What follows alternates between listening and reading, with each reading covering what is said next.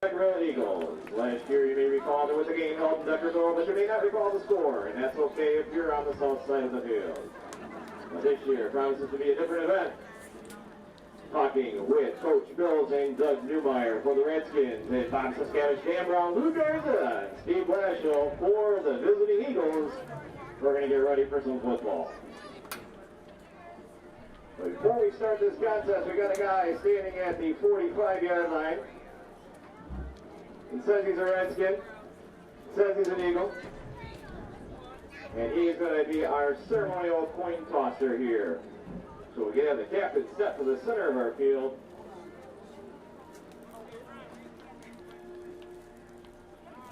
Roger!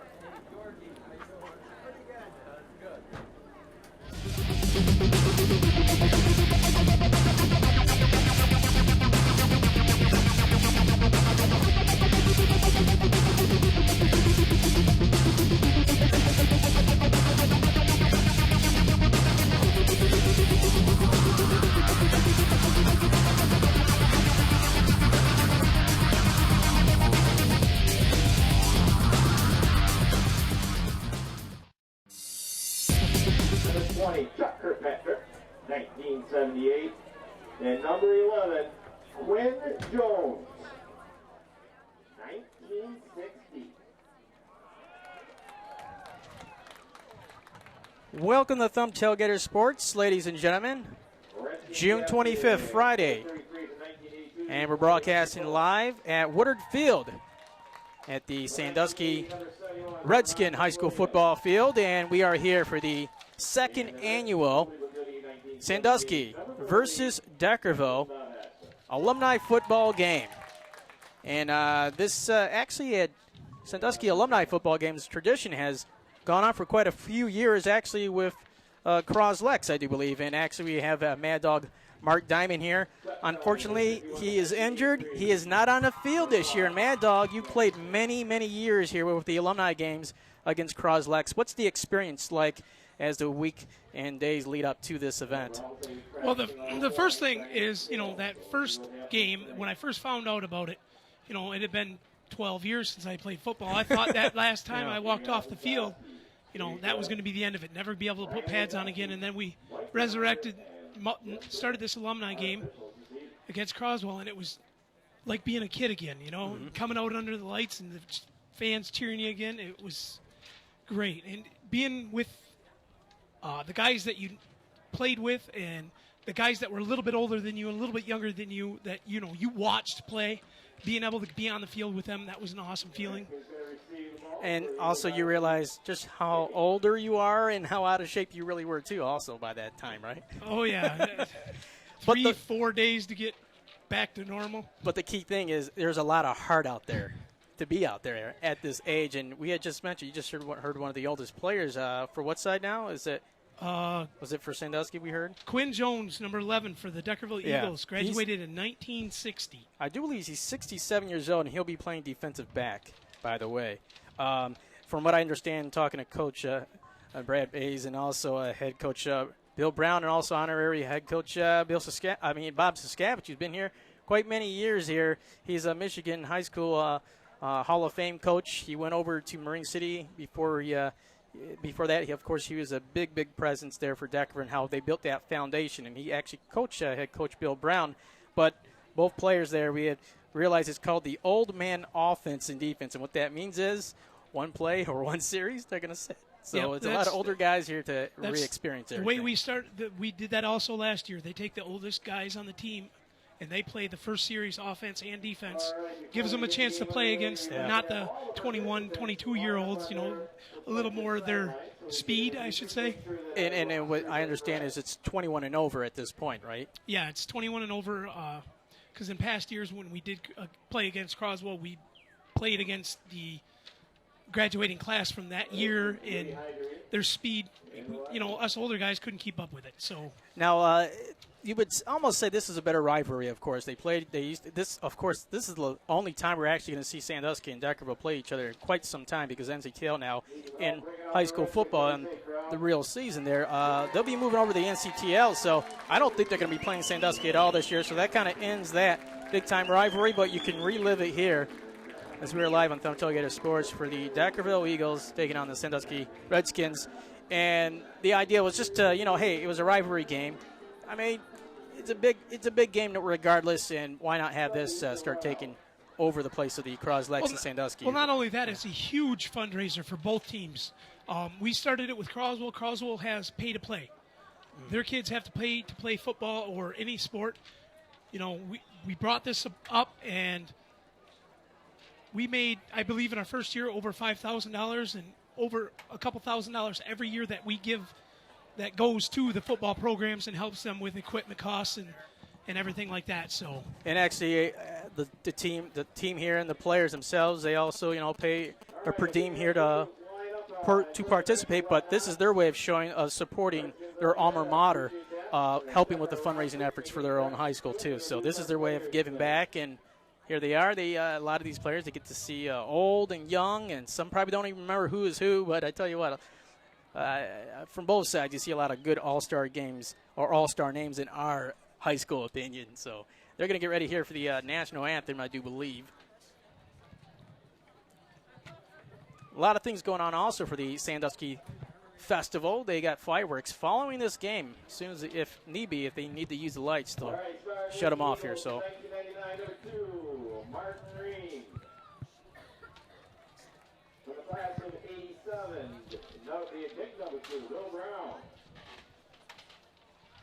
Actually, Ed, they're going through the rosters right now.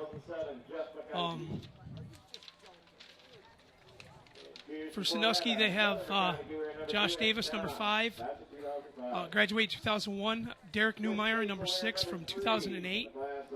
Eddie DeLeon, number 7, for 2001. Wow. I believe that's family of yours, ain't it? Yeah, he's my cousin. Yeah, I always had a hard time dealing with him playing for Sandusky. Of course, folks, let you know I'm Eddie Fury, and I'm a big time homer for the Eagles and Mad Dog. Of course, it's next year I hope to see you on the field there. So. Oh, next year I will be on the field. This is the first one I've missed, and it's killing me being in the booth for it. I don't know. You might have to drag yourself out there. Like that San Diego Charger who was dehydrated or something. I doubt it. Number 9, Jeremy Bender, graduated in 94. Ben Tank, number 10, graduated in 2001. Ricky Tank, number 11, graduated in 2003. Dan Loading, number 20, graduated 2003. Cody Hitchcock, number 20 also, graduated 05. Nathan Rose, number 21, graduated in 03. Mark Loading, number 21, graduated 06. Brendan Armstrong, also number 21, graduated 07. Tim Mata, number 24, graduated in 90. Troy Tank, also number 24, graduated in 98. Darren Bays, number 25, graduated in 97. Wally Humphrey Phillips, number 33, graduated 82. Bob Hassler, number 40, graduated in 1978. Aaron Lancott, number 40, graduated 2009. Jason Newton, number 45, graduated in 97. Chuck Collier, number 51, graduated in 1983. Mike Stoliker, number 54, graduated in 98. Scotty Droscher, number 56, graduated in 2005. Jeff Stone, number 57, graduated in 94. John Atten, number 58, graduated in 97. Aaron Thompson, number 60, graduated in 01. Mike Smith, our own Thumb Tailgaters own. Mike Smith, number 62, graduated in 1997. Aaron Navarro, number 63, graduated in 08. Tony Allen, number 65, graduated in 99. Nathan Farmer, number 65, graduated in 05. Todd Tanton, number 66, graduated in 01. Ron McWilliams, number 71, graduated in 80.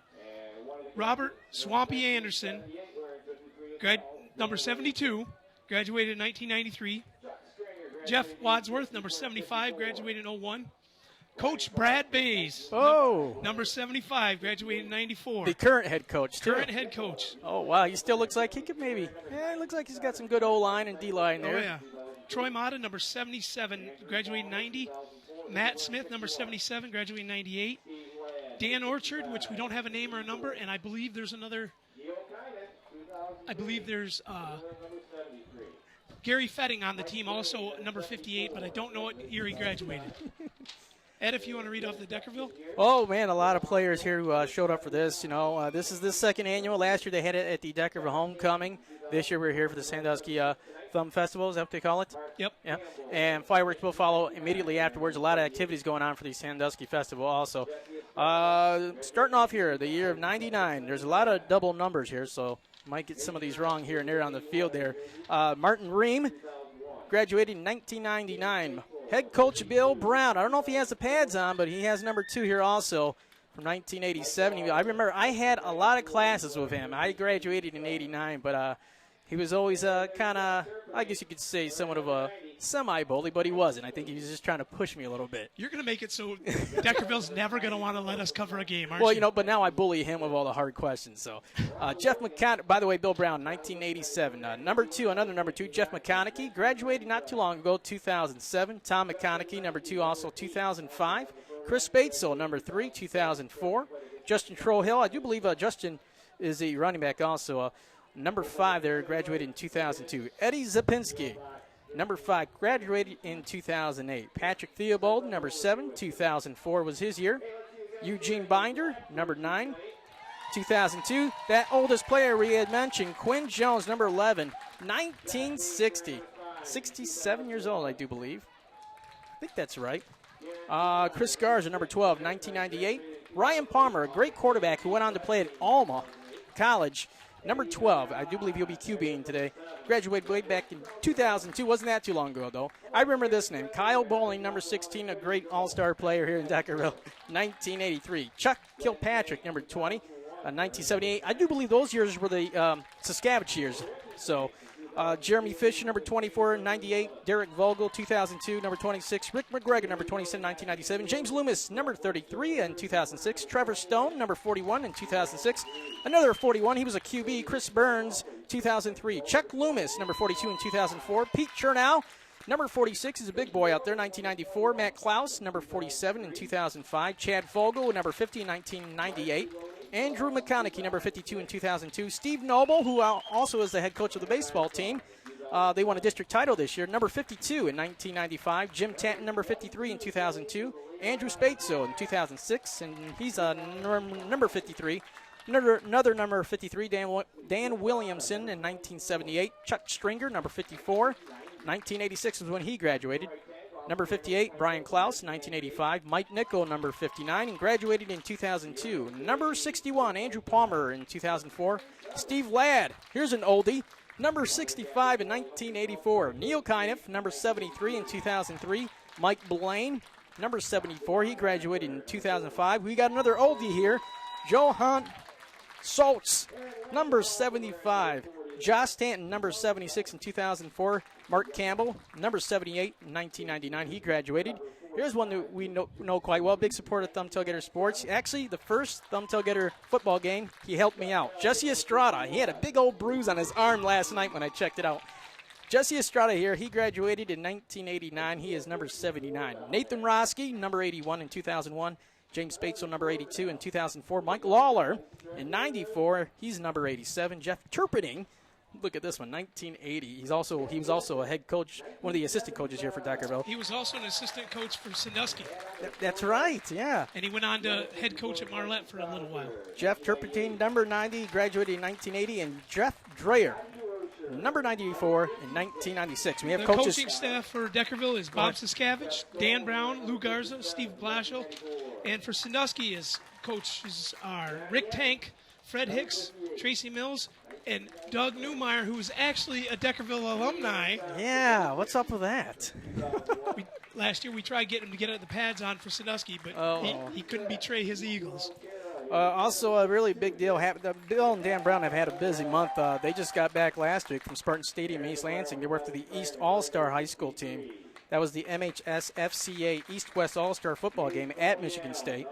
And a big recruit out of that East All-Stars, Alex West. He's a Croslex standout. You actually can find the interview that I did with him when he signed his letter of intent with Northwood University, playing offensive tackle. He'll be playing the Great Lakes League. And, Adam, a lot of Thumb area players playing in the Great Lakes Intercollegiate Conference this year. We got a lot of area players in all sports that have moved on to the college ranks, and it's going to be fun to watch them over the next few years and how they develop and where their careers take them. Grand Valley State, one of the premier champions out of the Great Lakes Conference in college, and I tell you what, they made it on ESPN a lot for their big championship games. They were in one this past year. Of course, they lost, but lost to a good team, but always a competitive league there in the Great Lakes Conference. One of the things that I want to point out, as people can notice when they see it, it's hard to notice when some of these guys have their helmets on or off, because I'm not sure when there's more glare, when they have the helmets on or when they have them off. So it's there's definitely a whole lot of guys my age down there. Well, the average age, I do believe, I caught a quick notes there at the Deckerville side, is about 32 to 30 years old when they average it out. So let's just say we've got some senior citizens out there. For football age, I guess you could say. I don't know. Well, we got this replaces buying a Corvette for your midlife crisis, I think. Yeah, you could, yeah. I tell you what, the field looks great out here for a great weather. You can tell on the camera right now. Beautiful evening for a game of alumni football. Ed, I believe they're getting ready for the national anthem.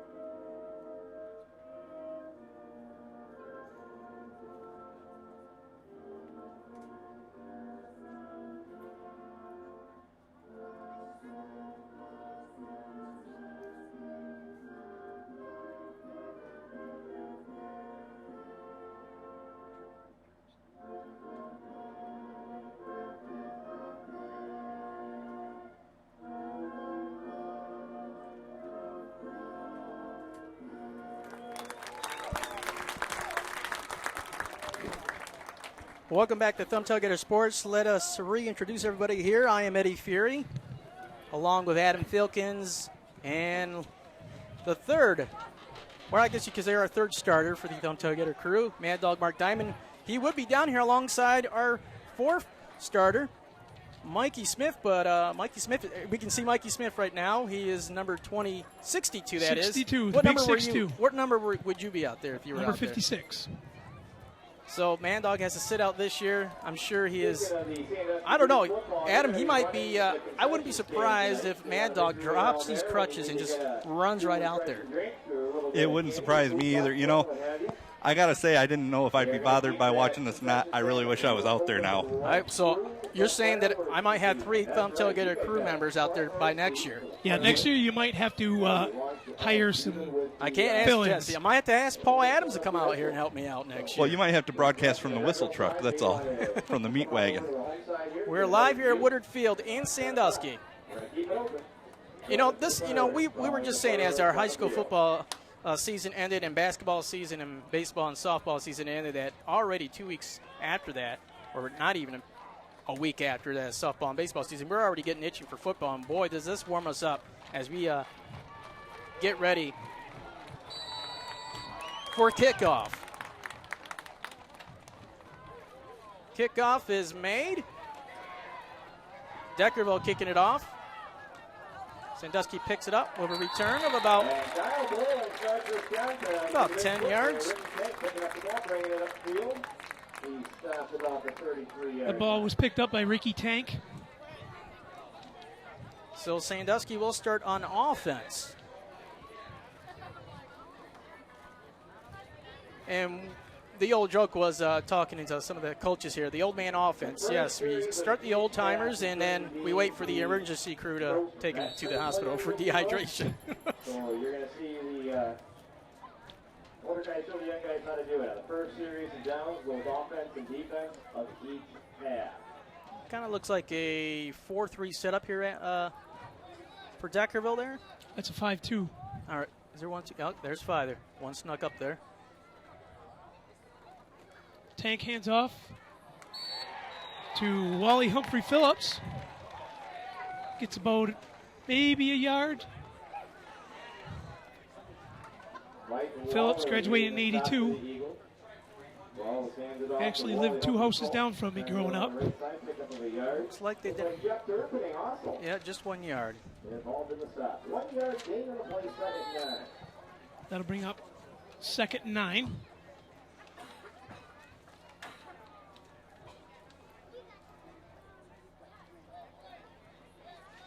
Who's on quarterback there for Sandusky? That is going to be number 10, Ben Tank.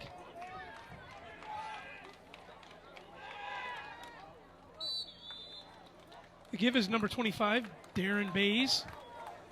It's about 4, maybe 5. I would say they're going to spot him about 5. Ball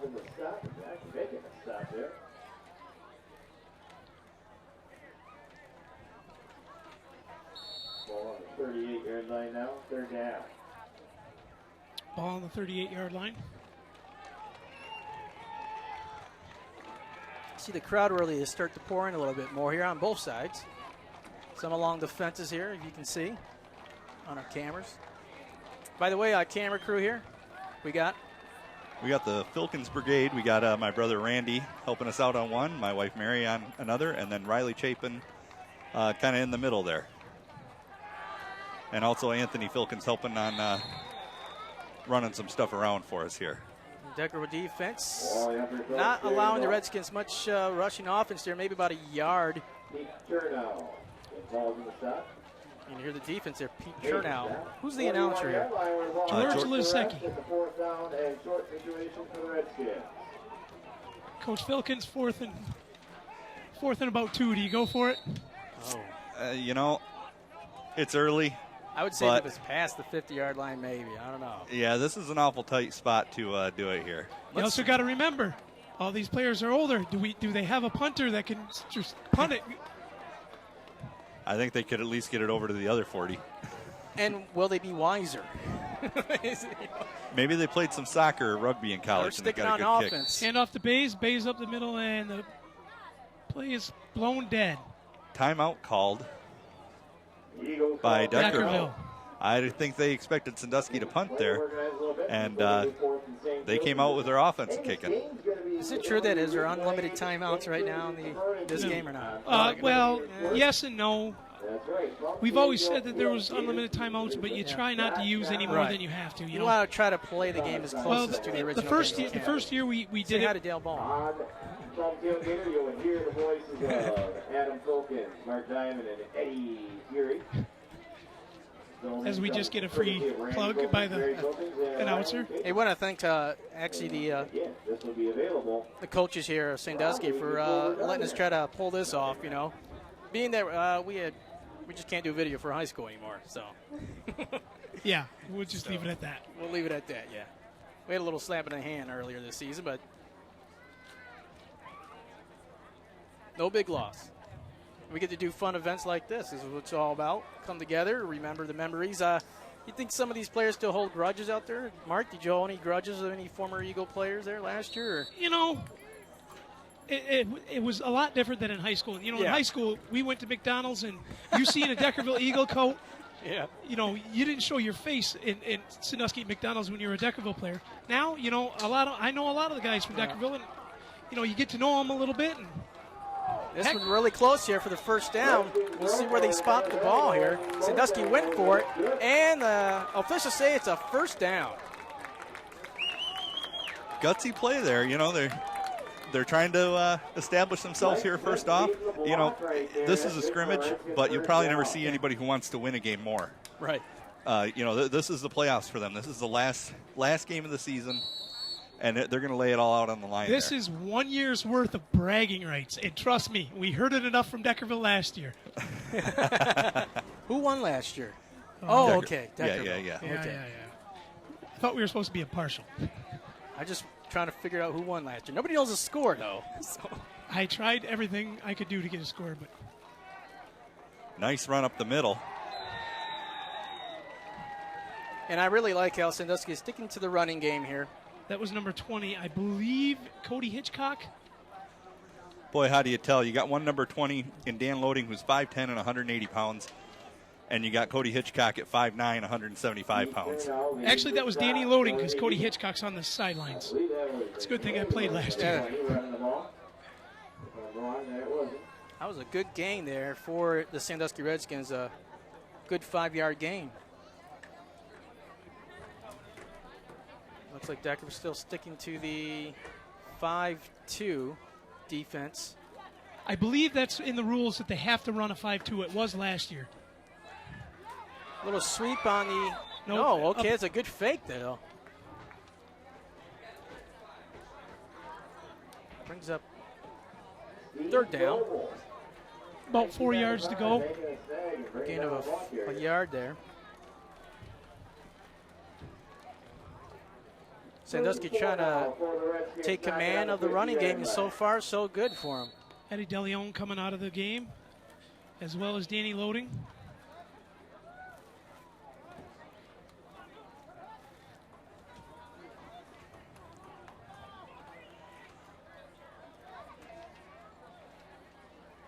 Ben Tank underneath. Fumbles the ball. That one's going to be a hard call on the recovery. I think they're giving it to Sandusky. Loss of a couple yards, so it does bring up a long fourth down. Now what do you do, Coach Filkins? Boy, you're on your 45. I think you got to send this one out because you've got a long ways to go. That's not a quick run up the middle, and I don't know if they've practiced passing much in the short time they have. By the way, Mike Stoliker, a longtime supporter of Thumb Tailgater Sports, he's down there just barking orders to his fellow players there. See a lot more baldness out here. Well, like I said earlier, how much shine is there when the helmet's on and when it's off? Just wait till the lights get turned on.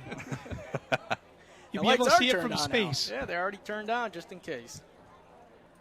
We were talking, Adam, how many light bulbs you think are out? Well, we just counted. We can see some are out. Yeah, it looks like about 9 of them on the center post over there. And they will punt it off. Bays Not a punts bad punt. Is Darren Bays? That was Darren Bays punting the ball. Not bad of a punt there.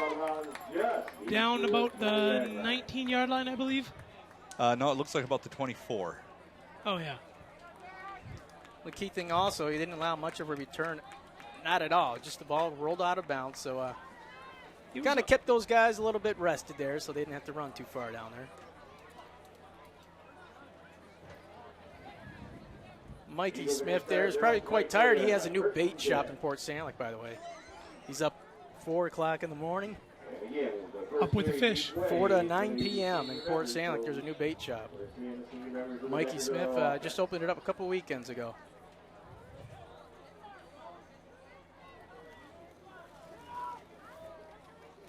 Deckerville on offense. Wing T hands it off. Good gain of about maybe 5 yards there. I have a feeling we're going to see some rushing touchdowns here today, maybe. Textbook Sandusky and Deckerville, especially with these current head coaches, well known for the. I don't know though. Sandusky does have Derek Newmeyer playing. Yeah, that's right. All-star from 2008 that went on to play. I remember that year. Yeah. Was that the record year? Probably one of the best. High scoring one of the best years. Great high potent passing offense. Was that record game they had with Deckerville that year? Yeah. Good hit. Wow. That's number 21. That would be Nathan Rose on defense.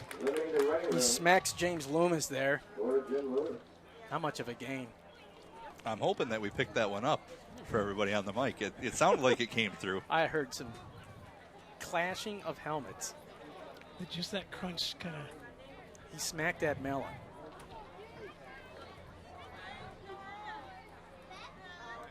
The key, the big offense, too, for Deckerville is their offensive line, of course. You got to make those holes. Let's see if they set it up in the wing tee or not. They got some big boys down there on the front line for Sandusky. Do have it up. They got 2 backs in the back.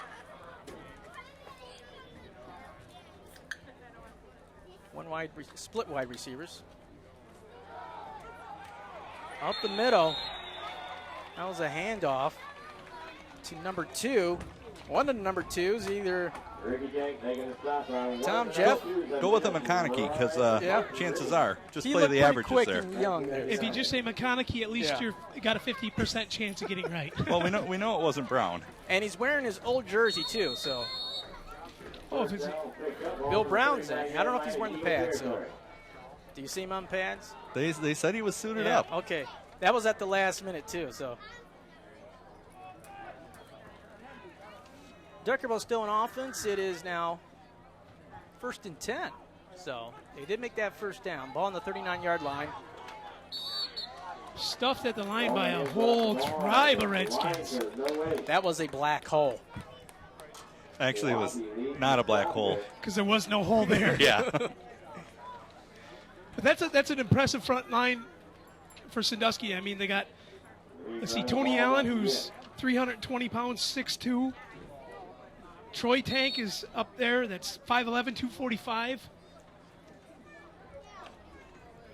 Robert Swampy Anderson, who's 6'4", 250. There's some big boys up there. It's a game of There 2 is. yards, though, so it's 2nd and 8. Ball on the 41-yard line, Sandusky. Pass attempted there. I believe that one was to Ream, Marty Ream, Third down now. which is the exact opposite of what the announcer said. But Hey, you know, when you look at a roster and there's a whole line of 12s and a whole line of 2s and yeah, we 3s should and just every other apologize number. for all 4 number 2s for getting their name wrong now. Ball We on could the- give them all the glory by just saying number 2. Number 2, yeah. They all made the play. Ball on the 41-yard line. It's 3rd and 8. Deckerville attempted that pass on a 2nd down. It looks like Nathan Roski, a wide receiver on the left side. You also have either a Troll here or Eddie Zapinski. I'm sure he remembers that 2008 year where Deckerville lost to Sandusky. Pass is caught. Gain of about a couple yards there, but they are going to deny the first down as Sandusky was all over that with a good tackle there and a good stop. Didn't allow any extra yardage after the catch. Fourth down though, and 3 yards to go.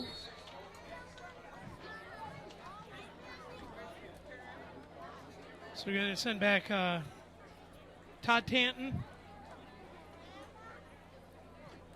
And we'll see what Deckerville does here. It is And I 4th believe down. Aaron Lang caught deep. No.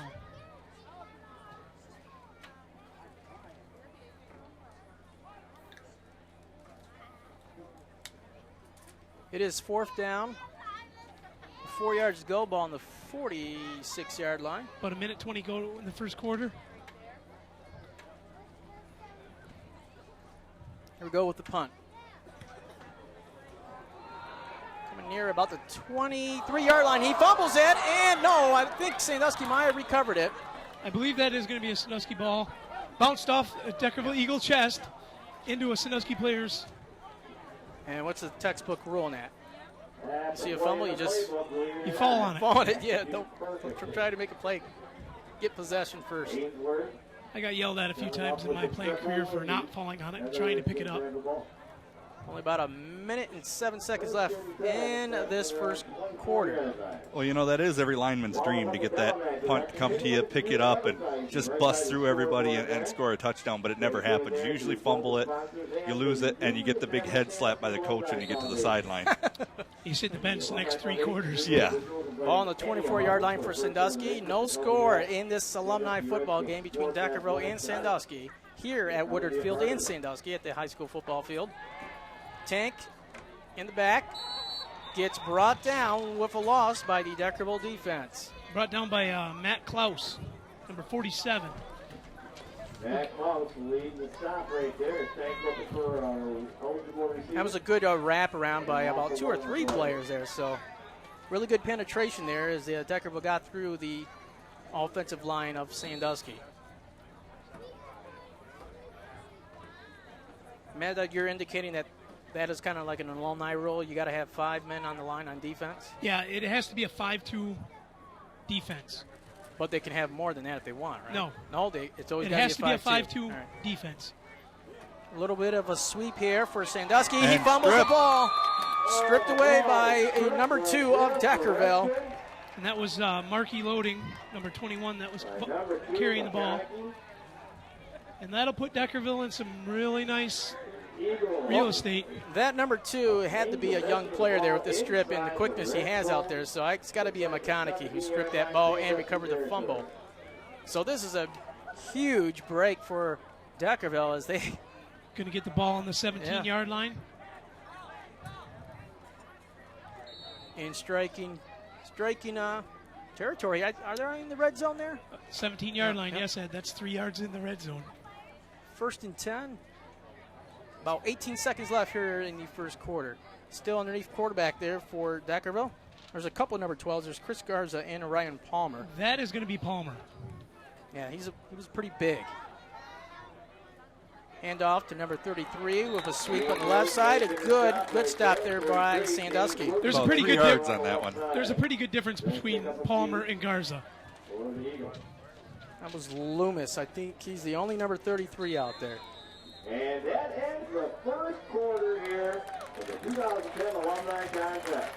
You hear the announcer here in Sandusky. So Decker will have to now face the sun. A little bit hard for the quarterback, with vision. Yeah. And, seeing guys coming at you, too. You try and go through the hole and you see somebody coming at you. That makes it hard, too. Unless you have maybe those Ricky Williams sunglass visors or something like that. I don't know. It's one game a year. I don't know how many guys would have them. There may be other reasons why he wear those sunglasses. Could be. Well, folks, we got some, I guess Miles announced a big announcement here for Thumb Tailgater Sports. Come this high school football season, we won't be able to hang out as much together as we like. We're going to be splitting up in 2 different teams to cover 2 different games live this high school football season. So bringing you even more extra coverage. We got a couple radio stations out there, 3 of them that we actually stay in contact with because we are now part of the Thumb Sports Writers Association voting process, and a big honor for us. So now we get to see more games and have more input. Absolutely. I'm excited to get out there and cover a few more. We're also going to try and get into the BWAC a little bit and break in there and cover some of those games. Didn't get to see much at Croslex or Yale, but those are Thumb teams, maybe also try and mix a little North Branch and Caro in there. That is such a great league, man, because sometimes you end up with a 3 or 4-way tie sometimes, and 4 teams make it into the playoffs and get to face each other again in the first round. And it's going to be a whole different season this year with all the change-ups in the leagues and everything. Deckerville going through the MTCL. Dryden gone. Yeah. And no CPS or Akron Fairgrove or even Owen Gage. It's going to be a whole different season. Luckily, Deckerville has picked up a couple old Greater Thumb East games in conference, but they're in the NCTL. Here we go with a handoff. Palmer to McConaughey. Gets a good gain there with the rush on the left side. McConaughey carrying the ball on the left side. He's stopped by the Redskins. Good gain there. It'll bring up maybe about a yard for a first down. It'll be 3rd and 1. And 4.5 feet.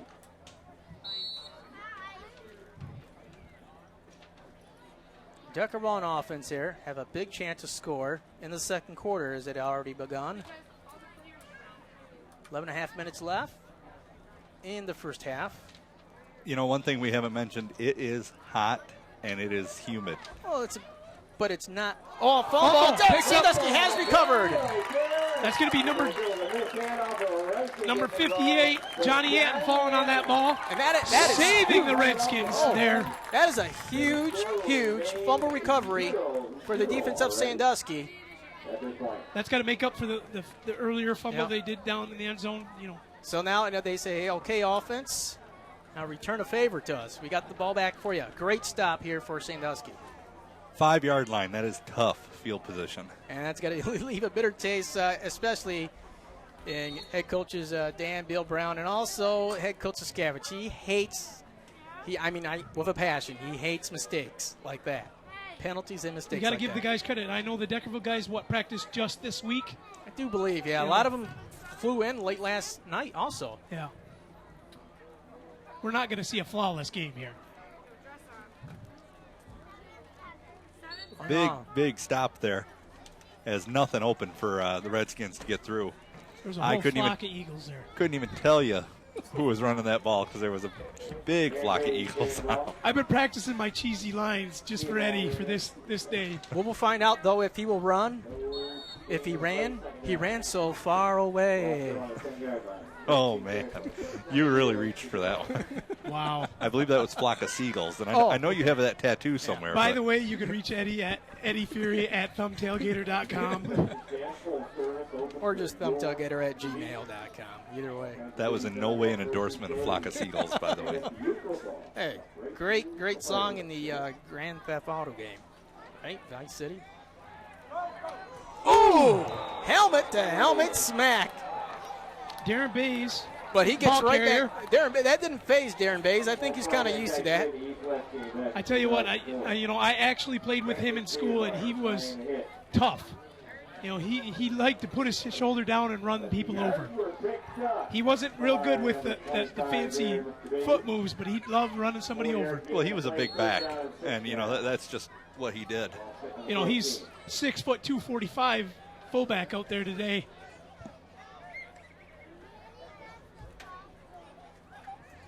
That was a good smack. And actually, and you heard the crowd, Terry. Love that. Him and Mike Stoliker are the JV coaches also. Yeah.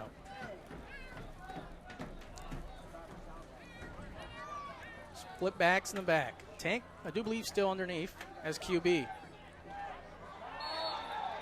In the backfield for a loss is the Deckerville defense. Derek Newmeyer, the ball carrier. Loss of 3 on the play. Brings up 4th down and long. And Deckerville didn't allow too much breathing room there at all for Sandusky to get out of that deep in the Deckerville territory there. So 4th and 9. I'm sure they're going to punt it from the 6-yard line. 9-yard line. You're kind of wondering where this punt's going to go now because this is a tough situation to be in the end zone here. So hopefully the center will be set here. Nice snap. Good protection. There's no rush on the punt. Oh, okay. I forgot about that one. Well, there is a rush on the catch, and there you go. One of the Conakys might have picked it up there for a good gain. 10, 15 yards. Down about at the 20-yard line, it looks like, for Deckerville. So they're still in good prime position as they get the ball back here with a good defensive stop against the Redskins. Still no score in this game. We are in the second quarter of the first half. For Deckerville on the Redskins 25-yard line. So, Eddie, let's talk about our little bet. 20-yard line, which is even 5 more yards. We got one wide receiver on the left. Handoff to Loomis. Gain of a couple yards there.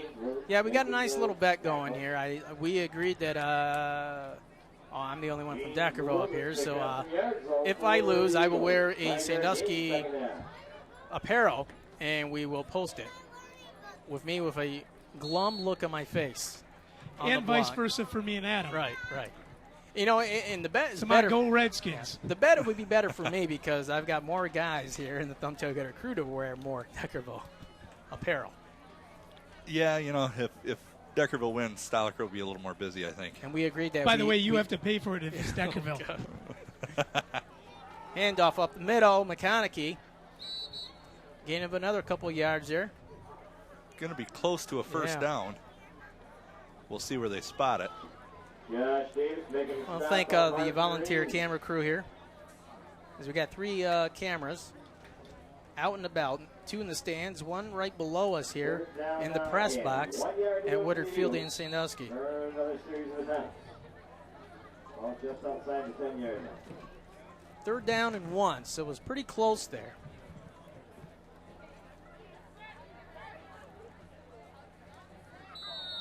There'll be a timeout called here for the Eagles as they're going to think about this play. Boy, if we're not supposed to call too many timeouts there, Eddie, your Eagles are using them up rather rapidly. And they're donating back to their respective programs. So let's give them a hand. What do you say? Yeah, actually, they take each player pays, I believe it's $50 to play in the game, and then which each team gets to keep their own money. Then they split the gate between teams, and each year, depending on where it's at, the concessions go to their youth football team. Oh, and that's where it all starts for the for these thumb area teams here. Well, and what a great fundraiser for both teams. I mean, here you've got... and you're seeing more and more of it now. You're seeing the CPS Impact now. You're seeing Own Gauge come around with it. Well, there's I counted today, there's 8 different alumni games this summer. There's Croslex versus Yale. Marlette has one. Brown City has one. Peck CPS, as you said. Does Kingston have one? Kingston has one. You know, now they're. I think Kansas City might have one, but they do the unofficial senior all-star game for the Greater Thumb Conference in NCTL area, I do believe, in Tri-Valley. Definitely a good turnout. I think both teams will end up doing well. Well, I think people are just itching for football. You know, NFL gets back into gear next month, so well, I know we are. And having it during festival weekend like we do, you know. Next year it will be during the Deckerville homecoming. Handoff up the middle there for Deckerville, and they should have that first down there. They're giving it to him. So it'll be first and goal. I want to thank our live Thumb Tailgater viewers right now also for tuning in. You can also catch the archive of this game. A lot of these fans probably will afterwards. Or if you're watching on your DVD that you're going to get after the game for playing. So hopefully that turns out. Well, hopefully nobody has to watch this, you know, in a cast or anything like that. We've got enough of those on our crew. You know, in the 4 years that we've done this, we've only had one major injury. First and goal for Deckerville. In the back, a great tackle there by the Sandusky defense. That was number 56, Scotty DeRocher. 5'11", 190, graduated in 2005. You got to say it like the announcer. Scotty DeRocher. You didn't make it. No, I'm never going to make it like George does. No. Okay. Isn't George from Deckerville? No? Okay. No. Who's from Deckerville that's actually sometimes in the press box? Oh. No. Nort. That's true, yeah. Long-time PE. AD. Basketball coach also. Here we go, Deckerville, second and goal again. Up the middle, it looks like McConaughey might have got the touchdown for Deckerville for the Russian TD. So with 5:17 left in the half, Deckerville gets on the board. The clock did wind down quick in these last couple of series here. So Deckerville scores first on the board with a Russian TD there by number 2. It looked like it could have been a McConaughey. So it's 6-0 Deckerville. Or a Ream. Right. Just in case he scored the touchdown. Yeah. So Deckerville scoring 6-0, and it looks like, let's see if they'll use the kicker or not. I do believe they have it out there, and it'll be number 16, Kyle Bowling. Maybe they'll hold it. No, he's going to kick it. 1983. Sure hope that's the right Kyle Bowling here. Pretty mobile. It's only 16 we have. Here's the kick. It's up, and it's good. Beautiful kick here. Better than I see in most high school football players. Well, also, you have to remember there is no rush on kicks. Okay. The only thing the Sandusky Redskins could do was put their hands up.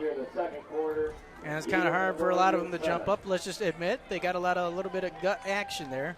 Well, and There's probably a good deal of them that can't get their hands quite above their head. Well, you put them pads on. Maybe you guys forgot. Once you get them pads on, it's kind of hard to get your hands up anyways. Yeah, that is true. You add a couple of years of bad shoulders and a little bit rotator cuff surgery or two, Right. and Well, Deckerville scores first in this game with 5:17 left here in the first half. 7-0 is your score. The Eagles leading. And Bowling will get ready for the kickoff. back deep to receive is number 9, Bender. Number 21, I believe it's Markey Loading. And number 20, I believe Danny Loading.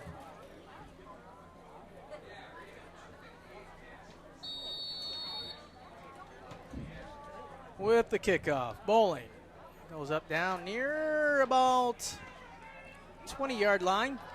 Picked up by the Sandusky offense. It looked like it was picked up by Number 21, Danny Loading. Or Markey Loading. Sorry. not a bad run back for the Redskins. They've got 5:11 to score here in the first half before it ends. They would like to answer back, too. Of course, both teams had situations where there were some fumbles, so. Good field position for Sandusky. 37-yard line, first and 10. Going to put him on about the 37-yard line. Some good size there on the defensive line there for Deckerville.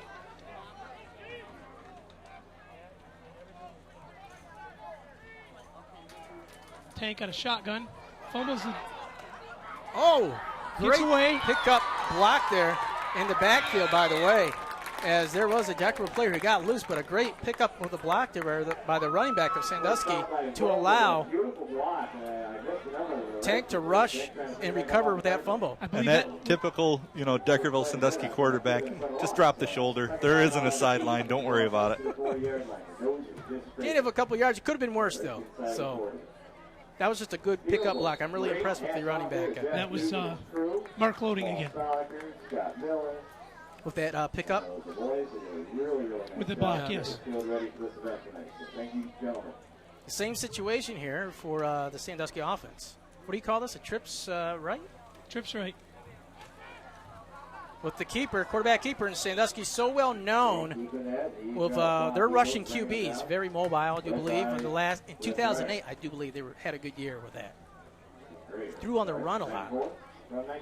Actually, Sandusky 2008, yeah, that was the big year. 2008, 2009. They had a Yeah, pretty decent- but years past, you really look at it. Ben Tank, he's a 245-pound big quarterback. boy. Yeah. He's not super mobile. I mean, kind of like your Dante Culpepper size player. yeah. And that's Mike Stoliker, center now. Oh, yeah, here we go. Stoliker's Customs and Designs. Another fumble situation there for Tank, but The option over to Loading. nice juke Got there. a Yeah. little extra yardage out of it, and then he was horse collared down. With some of the punts I've seen, I think Fourth and it four. might be go for it. Go for it. I don't think I've seen one Oh, wait. penalty yet in this game either. I'm sorry, Mike. I got to call you out on this, but after watching Stoliker snap a couple long snaps, I think they might as well just go for it. I don't think Stolly's the long snapper. So let's see what they do here. It is fourth down and short. Tank's out there. I think they're going to go for it. But Deckerville's ready for the punt. 7-0, Deckerville leading. 2:50 and counting left here in the first half of this alumni football game between Deckerville and Sandusky. 4th and 1. Timeout called now by Sandusky. They're going to think about it a little bit. Taking a look at the defensive setup there by Deckerville. See if they have a few more guys in the box to sneak up. Just a quick note. We do have the Thumb Festival going on here in Sandusky this weekend, and there's all kinds of stuff going on. Fireworks at dusk. Fireworks right after the game here. They have 3-on-3, 5K tomorrow. 3-on-3 basketball tournament. Senior Citizens Fair at the high school. We also have an event that I go to every year, the Amateur Radio Field Day, which is actually a pretty fun event. And what's the website? W8AX.com. W the number 8 ax.com. Slowly. Say Couple again. gentlemen here on the home side. So, anybody that wants to come out to that, it's actually a 24-hour event. We're right across from Tubbs at the Countryside Free Methodist Church out there. We operate from 2 in the afternoon on Saturday to 2 in the afternoon on Sunday straight. Speaking of Tubbs and Graff, they got big wrestling action going on tonight and tomorrow, I do believe. Tomorrow at Main noon. event's tomorrow. There's a big main event going on tomorrow. Peter Are you Williams. going to miss it? That's the question. Are you going to miss it? When are we Unfortunately, going to broadcast one of those? we will actually have to talk because they've been on tour a lot. They've been in Bad Axe, this wrestling league, and we had brought that up. So we're going to have to bring it up to them. You know, my kids love that. They go and they yell at the guys and they. We must just specify before we get too much farther in it. It's like pro wrestling. Yeah, this Which is means, not high school wrestling. Theatrical entertainment. Yes. However, the pain is real when they hit the man. I've seen those guys hit each other with chairs from about 3 feet away, and wow. We do not condone any actions for any children to perform. Please, this is only for professionals. 3 backs in the backfield. They are going for it. With a rush and stuff there by Deckerville. Very short there. Look a little bit of forward progress, but If they give him forward progress, he's got the first down. I think that they're short. Where they spot the ball will be another story. And it is short. I can guarantee you, though, every player out there is going to go measure. Yep. Give us a breather. not? Measure. Oh, yeah. Why not? And they're bringing them out. Hey, it's an alumni chain gang, too, I'm sure. Oh, so, yeah. hey, bring them out. Bring him out. I don't know. Let's see what the official. Oh, the official wants Actually, them it's out. not an alumni chain gang. It's the high school players. Oh, well, hey, they need to do something to get in shape. Get them out there It's on the going to be field. close. And it Little is good. Wow. Wow. Good call, man. Apparently, you two need some glasses. I thought it was short. That is a Sandusky officiating chain gang there, I do believe. But they're on the Deckerville side, so, Yeah. I mean, if it was wrong, I'm sure one of the know. Browns would fix it. Oh, I'll be a little homer up here and say, I don't know about that. Right, of course.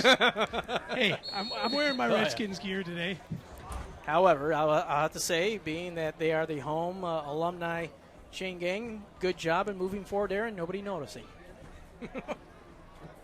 Hey, I think that happened last year at Deckerville. I did see the ball stick out in some major forward progress, so I do believe it was quite closer. So good move and good run there and blocking by the Sandusky crew as they keep this ball alive, sweeping it on to the right side. Picked up about 3 on it. Good gain there on the sweep, That was Markey loading again with the carry. especially with a stacked defense on the line there. Kind of tough to do those sweeps when you have 5 guys and two linebackers right behind them. So basically, you almost say it's a close 7. Mark Loading graduating in 2006, so he can still make a sweep run like that. Gain of a When we good see some 4 of the older yards. guys come in, it's going to be 1 and 2 hole. You're going to see a lot. We're going to be saying that name a lot tonight. Last year, he was the fastest guy on our team, and Good gain of 4 yards there for Sandusky.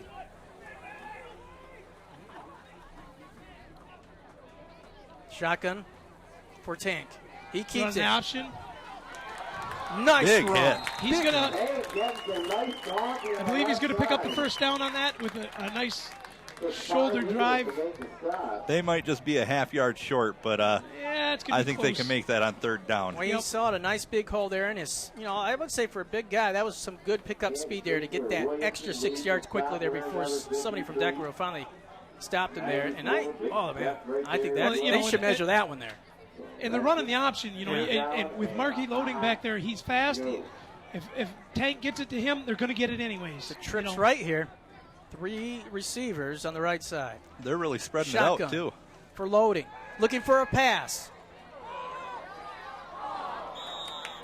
Just I over thought the there was head. interference there myself, but that's only because In a high school game, they probably would have called that, but it was an uncatchable ball. it was an so uncatchable ball. No point calling But that. because in an I Alumni don't game. want to wear Deckerville gear, I think it should have been pass interference. I do agree with you on that. Ed's sitting there going, oh, no, they made the right call. They made, I think he kind of made the old soccer move there. in fact, that should have been offensive pass interference. How about that World Cup soccer team?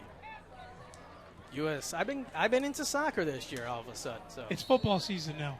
thank God I ain't got to play an 11-hour tennis game. We're going to talk about real football now. football. Not football. So I can't say go. No. No, no, no. No. it's funner to say touchdown. We will be fearless if that's the case in the next broadcast. 32 seconds right now left on the clock in the first half here. 31, a very short, very by inches. Bring I it in. I almost think they should measure that one, too. Jason Newton comes in Now off the it bench. says fourth down here. I don't know. It is fourth down, according to And the they've got the first down and a little more. Nice stop there by Deckerville, but it's a big game for Sandusky, and the clock is moving. And it's stopped now, 27 seconds. I think they might have called a timeout here. And they did. Yeah, smartly so, and they are in good position here. That was number 22, the ball carrier. I believe it's Nathan Ainsworth. That was a much-needed first down for Sandusky with 27 seconds, and now they're in pretty good possession to hopefully get,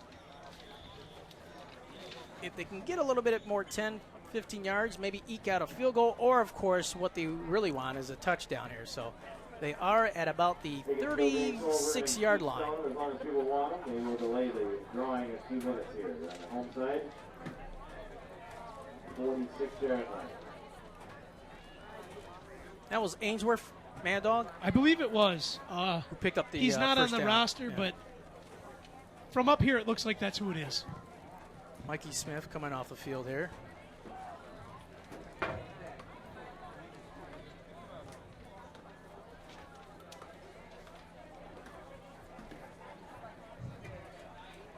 Timeout call here for Sandusky as they try to come up with maybe they're looking for a big play here. You saw a big pass attempt there by Sandusky. Well, they're on the 36-yard line with 37 seconds to go. I think they gotta air it out a little bit here. Yeah, I think they're going to have to put it in the air, if nothing else, to hopefully gain some big yards and get a clock stoppage because, I guess they're not going to be out of timeouts. But Or at least, You see, like you were mentioning, a lot of 2006, 2007, 2008 players that were part of that big, high, potent passing offense for Sandusky. So, and you're seeing kind of like of a setup here. Two wide receivers in the right. Two backs in the backfield, though. Under center is loading. Looking for the pass. Nice he's got it. A big first down, too, also. and it actually is Tank under center, and that catch was made by number 22, Ainsworth. You got to give credit to the two running backs in the backfield for getting great protection there for loading because you had two Deckerville Eagles Tank for getting back there. You had Eagles coming up there, but the backs picked them up right up the middle there for the big stop. And Timeout, Sandusky. Tank's got a little bit of height there, so he had a little bit of vision over the top of the helmets there, and he just a nice pass. Well, he actually threw it a little high, and Ainsworth went up for an alumni game. That was pretty good leaps, if you ask me. Turned his head up and came back a little bit to catch that ball, and that was under some tough coverage there also. So, and he stuck with it. 18 seconds now left in the first half. 7-0 Deckerville leading. Sandusky trying to tie it up here. 1st and 10, ball on the 24. That's back-to-back first downs, isn't it? Yeah. Yes.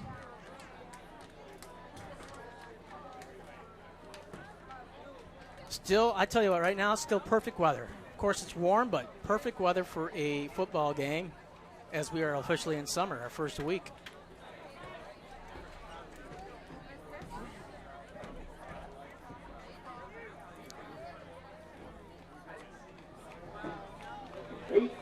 Seconds here in the first half. Eagles on defense. You can hear the announcer.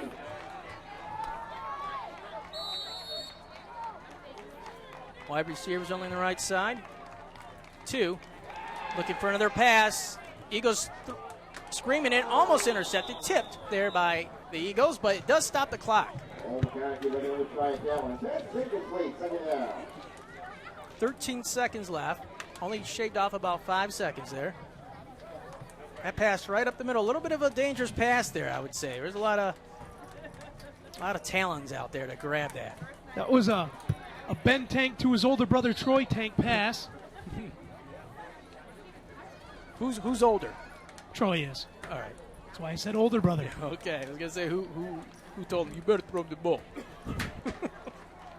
know how big brothers are. Now we've seen wide receivers on the left side. There's 2 backs in the backfield. Under center. Almost fumbles it. Recovers it. Short. Oh, almost recovered. But it's incomplete, and it does stop the clock also. They didn't blow the whistle until it got picked up there, and I think you had a bunch of nervous Redskins. Officials calling it incomplete pass, so. That pass through Derek Newmeyer. That was a quick 11 seconds there for that play to develop. 7 seconds left now. It'll bring up 3rd down. You've got to go to the end zone, maybe. Try to get the with first 7 down. seconds, you're only going to get one play. You got to go. Got to go for the end zone. You got to spread them out as wide as you can. They have the ability to go 5 wide, but it's got to be quick. So this is a tough call here. With the ball on about the 24-yard line, and the whistles are blown, it'll be a timeout called by Deckerville. Little playful competitive pushing and shoving out there between Sandusky and Deckerville. You could tell they were both laughing. So. Barbecue event with the kids. It went on today at the fairgrounds. I missed it, but I won't miss it tomorrow. Sandwich County VFW Hall. I do believe also we saw Dale Ball here from the Sandwich County News, so you'll see a good full report on this in the paper come Wednesday. Kind of curious who else was here. I would say the Tribune would be here also to cover this. Portions of the proceeds are going to go to the Kids Connection, Safe Kids. Of course, a lot of people to see and greet. Actually, Bill Dixon's down on the sideline right now for the Tribune. Yep. The Sandusky Tribune, that comes out what day? What, Tuesday or Wednesday? Tuesdays. Yeah. How about that, huh?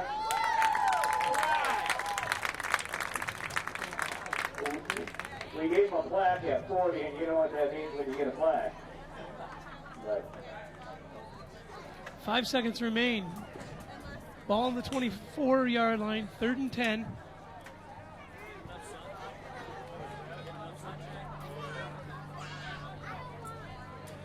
You got to strike quick here in the end zone with only 5 seconds. So looks like Bays. Split wide receivers. Bays and Davis in the backfield.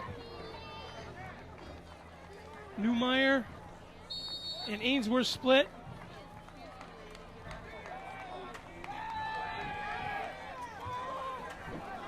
That one going to make it to the back corner of the end zone. And 1 second left. They're going to have time for one more shot. Incomplete. 1 second left on the clock. 1 second.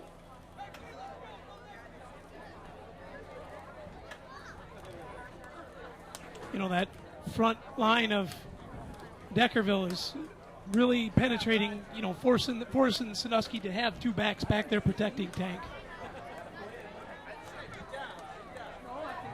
An exciting development here. I mean, they saw a couple good passes there, but it just can't be brought down here. And Sandusky trying to make the plays at least, try to get in the end zone here with only 1 second left, 4th down. So if they can get this, that would be a great boost to the confidence as they go in for halftime. 7-0, Deckerville leading. And they got that on a rushing touchdown, I do believe, by Loomis, if I recall. And they kicked the extra point. Once again, it's how we get men that are selling the 50-50 tickets. We're going to continue to sell them as long as the need is out there, the want is out there. So we will do the drawing before the end of the game. Looks like a Tank in the shotgun. Wide receivers on the left side. Trips left, 3 of them. Shotgun. Looking downfield, up the middle, intercepted by Deckerville. Chris Spezzo with the interception. He's still running. He's got some open field there, but he will be brought back out of bounds, and that's how we will end the half. You got to give credit, though, for Sandusky. They did try to make the big score, and thankfully, it's the end of the first half here, where Deckerville leads 7-0. Plenty of ball to play here, plenty of time here as they go in at halftime. Deckerville leading 7-0. I kind of like the mix-up, though, with the Sandusky offense. You know, they can run it. However, both teams made mistakes, some fumbles, but it's an alumni football game. You expect that. Oh, yeah, like I said earlier, it's not going to be a flawless game. It's going to be, there's going to be some fumbles, some interceptions. 7 o'clock, there's going to be a breakfast at the Sandusky Fire Hall. 7 a.m. And a time right now with our live coverage, it's about 8:10 p.m. here. The sun's still shining brightly here in the west. How long do you want for time, sir? 2-0. Gotcha. 2-0. We got it. 20-second halftime. Looks like as in halftime they'll go underneath the classic area where they would underneath the press box, right? That's the locker room there. That's the locker room for Sandusky. So it's always been there for many years as far as I remember. And as long as I remember, it's been there. well, your coach, Mad Dog, going through what you did last year in game, what's head coach Brad Beatty says to his alumni football team here? Are we having fun? Yeah. I mean, this is pretty close here still, 7-0. You know, they're going to go in there. They're going to go in there. They're going to evaluate their defense a little bit, you know.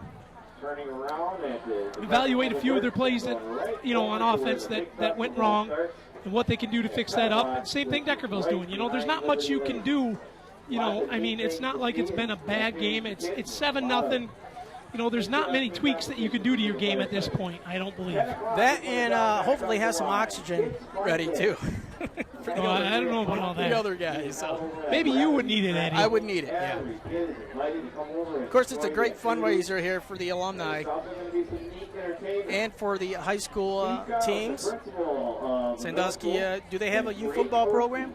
Yes, they've actually had a youth program for quite a few years before Deckerville had it. And that's where it all starts with the youth. I know Deckerville has theirs, and their season will start here pretty soon here. That's how you get players geared up and ready to keep them interested in the game of football, because there's a lot of other sports now that takes some kids away from. Not only that, you don't spend all your JV time teaching kids how to the fundamentals. Get into a three-point stance, how to hike the ball, how to take a hike, how to take a handoff. How not to move when the ball doesn't move. Right. With those false starts. That's a key thing that a lot of coaches have.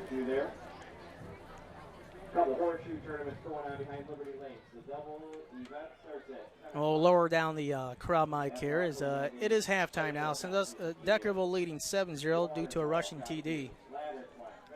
And we will just keep the cameras out here on the field, and we're going to take a quick vocal break here. We're about 16 minutes from the start of the second half, where Deckerville leads 7-0. I'll thank all the viewers tuning in, and also I do believe there will be copies of this game also on DVD for a lot of the players and coaches, so you'll have to contact them to see if you want to get a copy of the game on DVD also.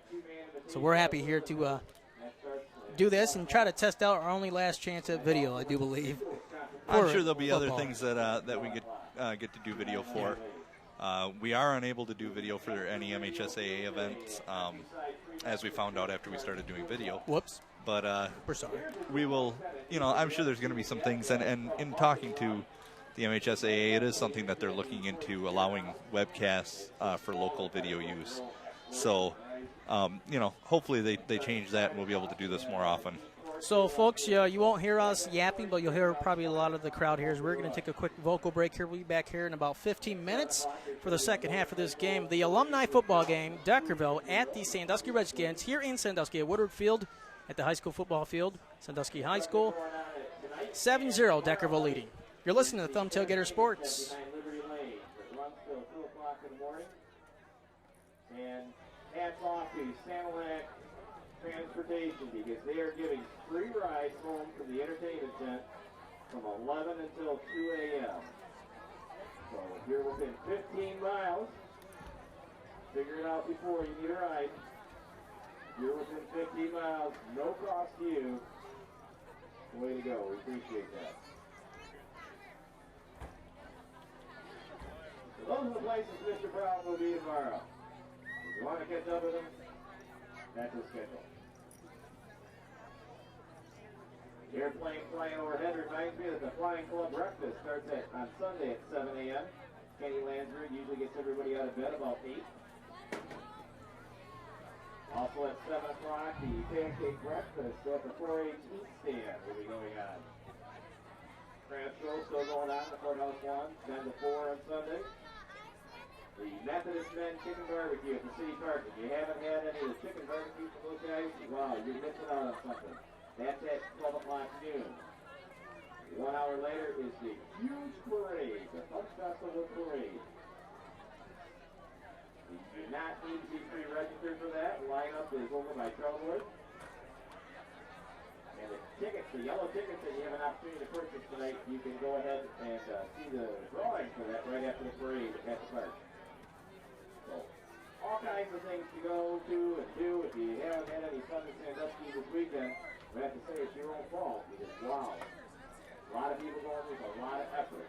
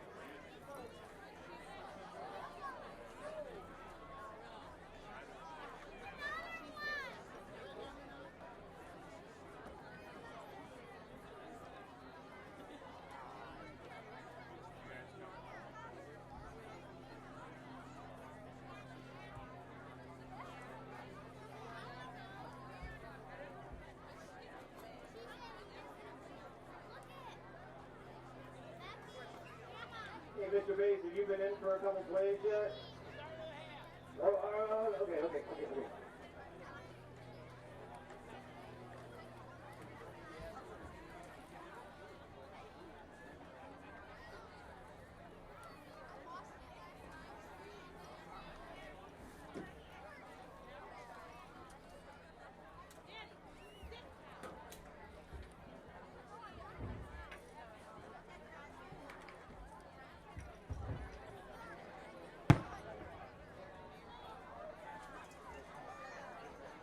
You can see where that puff of smoke is. You got perfect view for where the fireworks will be launched.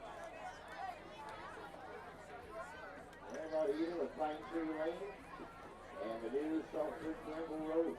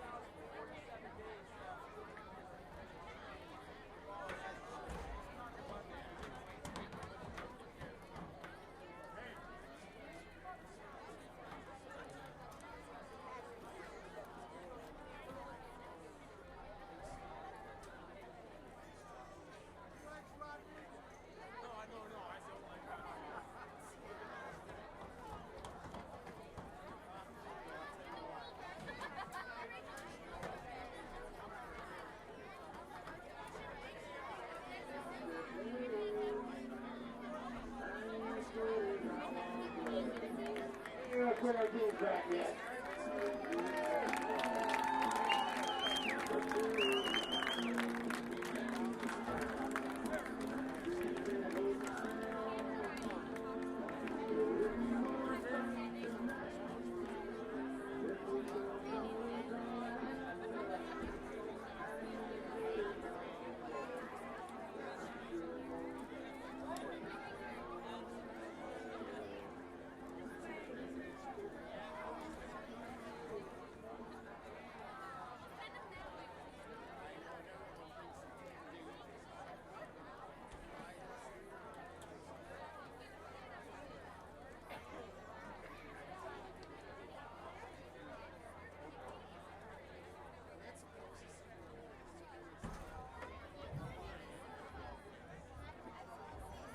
And once again, we do have two groups doing a little fundraising here tonight.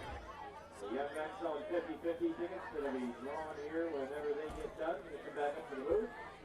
And a couple of young ladies selling those yellow tickets, the Folk Festival raffle tickets.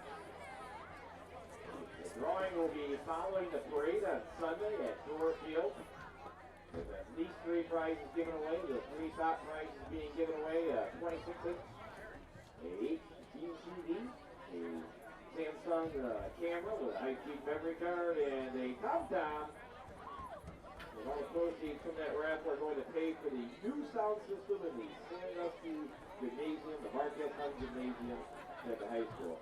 Which the students put a lot of time and energy into, researching, picking out the right equipment. And if you didn't make graduation or the senior fair today, you got to make sure you make some events, volleyball, basketball, and just to hear that brand new sound system. Congratulations to those individuals.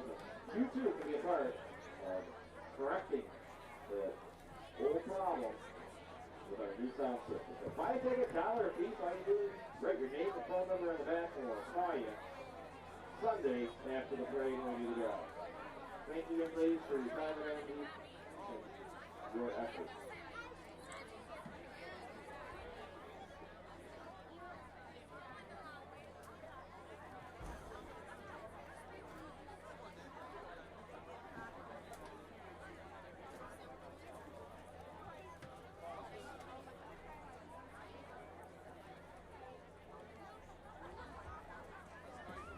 And again, following the game, we're going to turn off the sun and turn on the fireworks, so you're more than welcome to stay.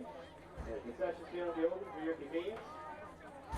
The entertainment tent behind Liberty Lane is also open for some of your convenience.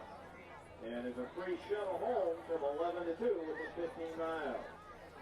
So stay and play here in Sandusky. A lot of stuff going on tomorrow too and Sunday.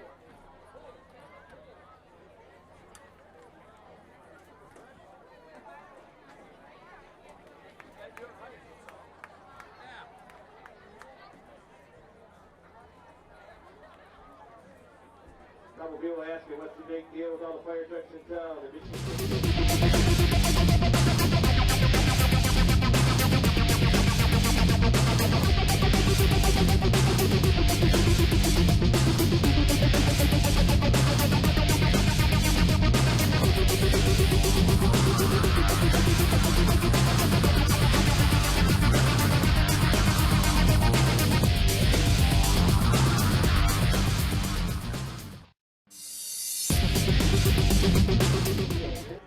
And believe it or not, Gordy Hudson.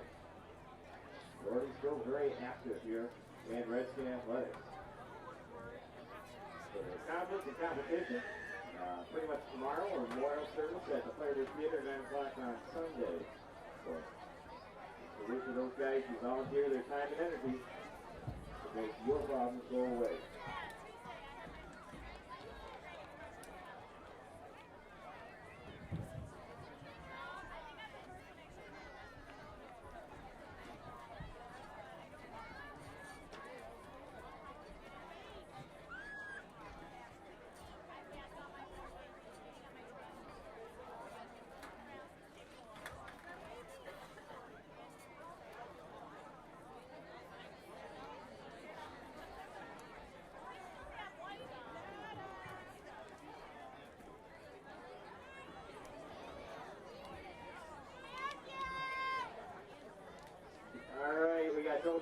clock, and here comes Roger Brown, always in time.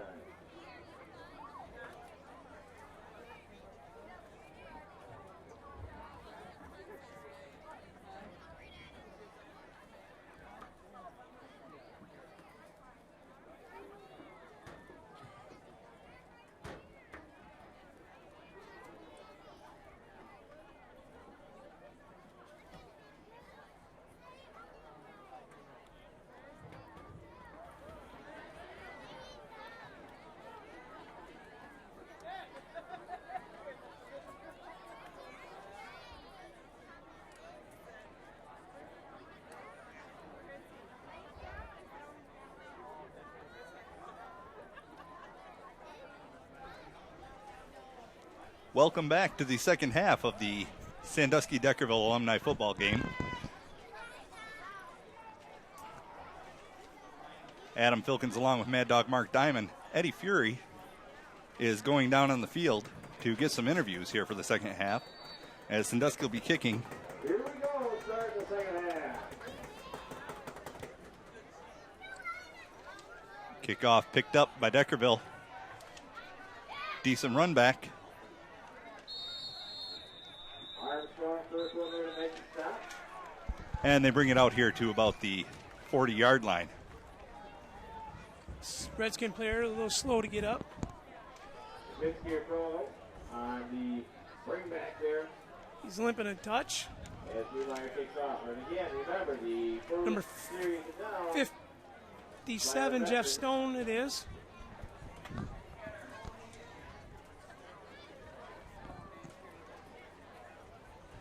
I believe this is old offense again. Their old offense, our old defense, they just said. And I see Jeff limping off the field a little bit. We'll hope he's all right.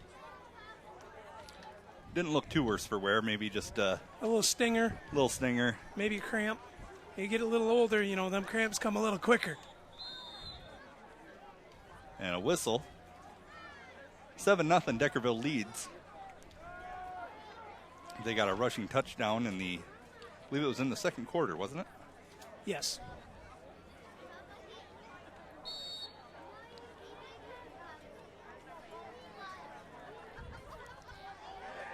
Number 46 with a big run and a big hit. Gain of about 9 yards on that play. And somebody else is down for the Redskins.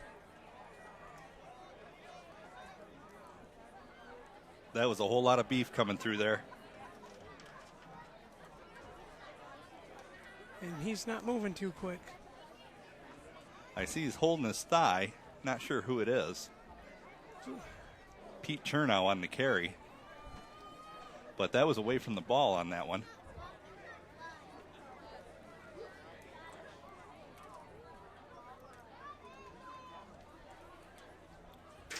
Checking out, looks like his knee. And we got Eddie down on the field hoping to get us an interview or two.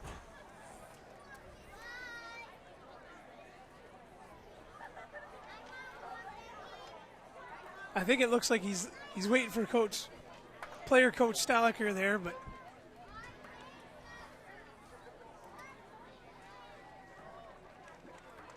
and he's up and moving. And that was Brad Bays. No. Number 70. Number 70. Troy Mata. Number in the program, Troy Mata. 1990 graduate here, Sandusky coming off the field with a little bit of help. He's being helped off the field by Coach Bays.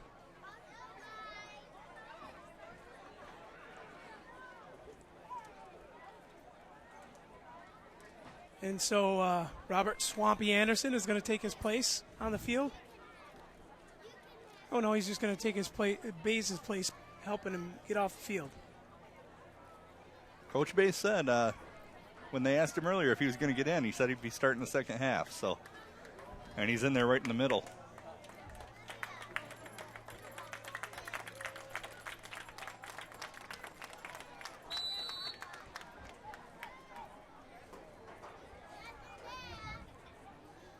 Second down, 1 to go. And a big stop, but I believe they're going to have enough for the first down. Ricky Tank making the stop. Well, as Brad Bates busting into the backfield, fleshing out the offense. I didn't catch who the ball carrier was on that one. I did not either. I didn't see He was brought down by number 11, Ricky Tank, and number 75, Brad Bays.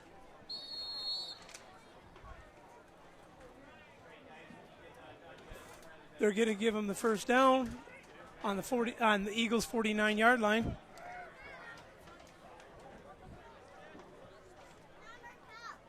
Garza under center now, I believe. Give off to number 46. He fumbles. Sandusky recovers on the fumble. That was Pete Chernow running the ball. It's going to be Sandusky ball on about the 49.5-yard line. That's a big play for the Redskins right there. Now they're going to go back to no regulations on who's on the field at this point. Mike Stoliker making his way back on the field for the Redskins. That looks like a vintage jersey to me. Okay, we're going to go down to the field where Eddie's found our own Mike Smith. All right, welcome to Thumb Tailgater Sports. On the sidelines right now with a fellow Thumb Tailgater crew member, Mikey Smith, just came in off the field. You guys got a fumble there. How'd that turn out? Oh, that was just some quick play action right there. Picking up the loose ball. I think it was a little fumble on the running back, actually. How are you feeling out here? You're probably, I could say, a veteran out here. Yeah, 31. Warm. And you've been playing defense. Defense, offense, everything, man. We're doing good. Keeping everybody in there. Thanks for being there, Tom. Well, it's only 7-0, so you guys still in this game regardless. Absolutely. Keep it on. How tough is Deckerville with the rushing right now? What are the problems you're having, other than the fact you just stripped the ball out for a fumble? Not bad at all, actually. Pretty slow. All right, good luck. Thank you. Thanks, Ed. And that play caught up behind the line. Ball carrier, I believe was Danny Loading. Yeah, it was Danny Loading, number 20. It's going to be second and just a little over 10. Ball on the 49. 10:40 left in the third quarter.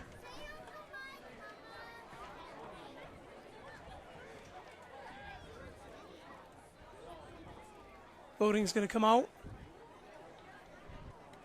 He probably thought those days were over. He's getting a talking to by Coach Bays. As is Josh Davis, number 5, graduated 01.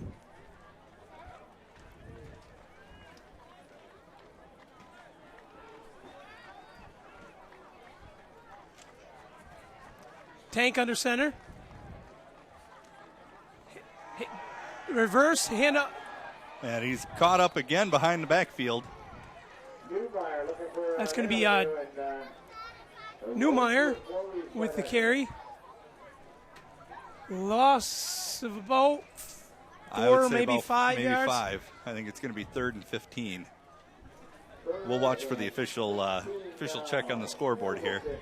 Trying to go with a little trickery out here right off the bat. 3rd and 16.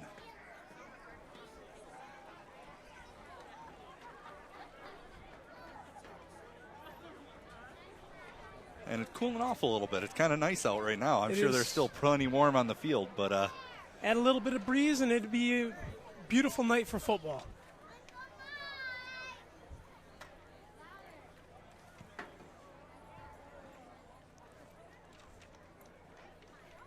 obviously they don't have a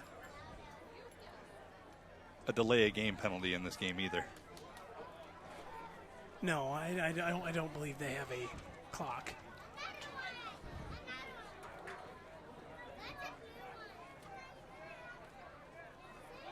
Tank drops back, throws that one up, and picked off. Deckerville bringing it back, got a couple blockers, and they get him out at the 30-yard line.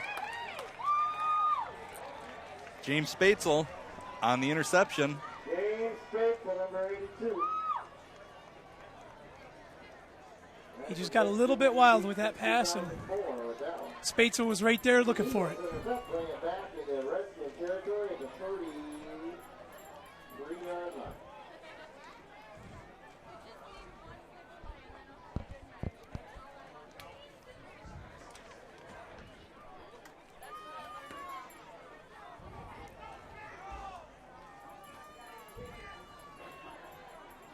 And Sandusky going to have to keep their defense very, very rigid here to stop a Deckerville score. But they have had a goal line stand once already, resulted in a fumble.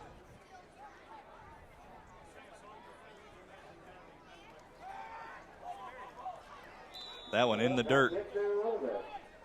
No chance of getting that one. The intended receiver was Nathan Roski, 2001 graduate. Tonight, we're going to go ahead and draw that after the next play. $129. Right?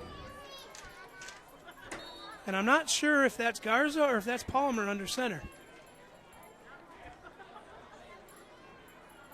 It might be Palmer. They're both quarterbacks, so it's tough to tell. Run right up the middle, stuffed. Fumble. And they'd already whistled it dead. Deckerville will retain possession on that. The winning ticket for tonight's 50-50 drawing, and you can claim your prize up here at the press box. Ticket number 337732. Last four digits, 7732. Got 20 seconds. Eddie Fury making his way over to the Deckerville sideline now, hoping to catch an interview or two over there. 3rd and 8 on the Redskins 32. Deckerville hands up the middle to the number 2. He's going to gain 7, maybe 8 yards. I believe about 8 yards. Yeah, we'll say that was McConaughey. Good choice. Eeny, meeny, miny, mo. Actually, it's eeny, meeny, miny, 2. Deckerville with 4 number 2, so it's a draw of the hat. That'll bring up 4th and about 3. It looks like from here. Scoreboard says 4th and 8, but I know that's not right.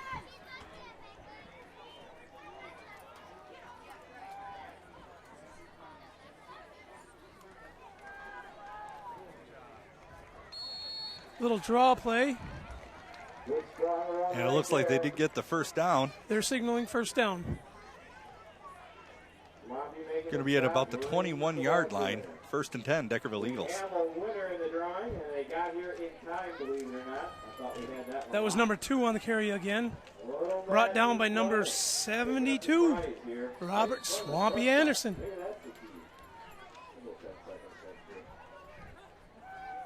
Thank you, everyone, for supporting that 50-50 drawing tonight. Little draw up the middle again. That one picked up a few yards. I'd say probably 3 or 4 on that one. Be easier to tell when the pile clears. There's quite a pile of bodies there.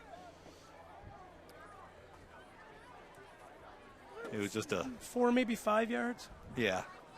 John Anton involved in the pile there. Pick up a 5 and a second down on the play.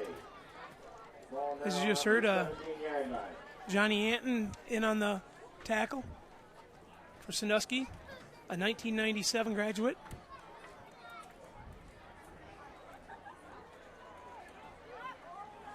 Sweep run right. around the right side. He's going to pick up another first down. And more. That'll be James Loomis. That's going to be 1st and goal at about the 5. Loomis, 06 graduate. James Loomis, a nice run there on the right side. He's on the defense, so 1st and goal. Ball's on the 4. 1st and goal. Deckerville has the ball on the Redskin 4-yard line. 5:53 left to go in the game, in the quarter. Snap and the handoff right up the middle. And they gain a couple. It'll be 2nd and goal at about the 1-yard line. Martin Reed takes it to the 1-yard line. Troy Mata comes out and Troy Tank goes in. D-end for Sandusky.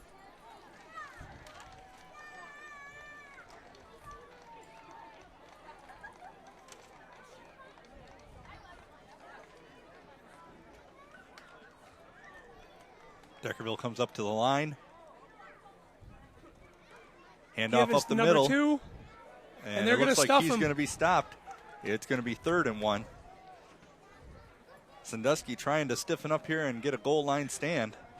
Well, if you notice, every play, Sandusky's been bringing 2 or 3 guys in or out every play like this, keeping them fresh. And that's kind of what you got to do, in the second half like this. I know from experience, it gets tiring down there. Coming around making the stop, Dragon. That's the 3rd and goal. Ball's on the 1-yard line.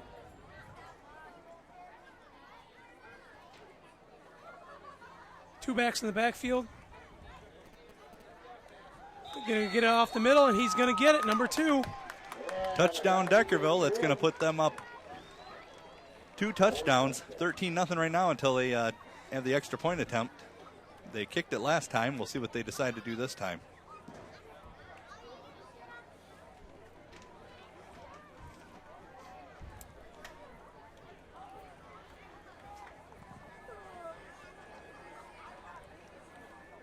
I do have to comment on the hairstyle down there. See Big Tony Allen, he's got himself a mohawk for tonight. I do. We also have, for Tony, we have because of the heat, we also have a correction on the weight here. He's down to about 210 now after sweating as much as he has. Seen him dousing himself with water there a little while ago. And hopefully we got Eddie over there for an interview during... I don't see him though. He's over on the right side there. 4:24 left. Deckerville goes up. The extra point is good. 14-0. Deckerville leads. All right, we're here on the Deckerville sideline here, Adam and Mad Dog, and let's just say I'm on the Homer side, but it looks like the Eagles, of course, just scored another touchdown, taking a good lead here, 14-0. 4:24 left, and let's see if we can grab somebody real quick. Let's grab Jesse. He'll talk to us real quick. What's it been like to be back here on the field for your alma mater? Oh, it's been beautiful. Good weather and good teammates, and it's been a blast. Had a nice week of practice and excellent. Of course, the classic Cointy offense is working well for the Eagles here, and having Coach Scabbage, of course, he started it all here. Oh, yeah, it brings back some bad memories. I'm just waiting for him to grab a hold of the face mask and yell at me, but it hasn't happened yet, so that's good. I like to say you're one of the old geezers. How are you holding up? Oh, not too bad. Pretty good. Been in and out. Just trying to keep steady pace going. So far, so good. The whole team, of course, is having fun out here, right? Yes, oh, yeah, excellent time. Nobody gets hurt. Everybody has a good time. Good luck. We'll see ya. Thanks, Ed. The kick is fumbled. And Deckerville going to give Sandusky some very poor field position as they're tackled at about the 17. Gain of about 1 yard on that rush. That return, I mean. Well, it was a rush because after you drop one like that, you're in a hurry to pick it up. And they've been trying to get it looked like they were trying to get together and do the starburst. Had he not muffed the kick, I think they would have gone in and done a starburst. And, Sandusky's kind of infamous for trying to run that.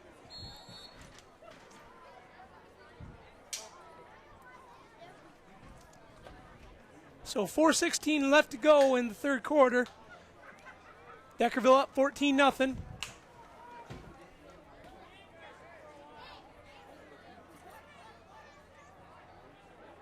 Newmeyer under center now.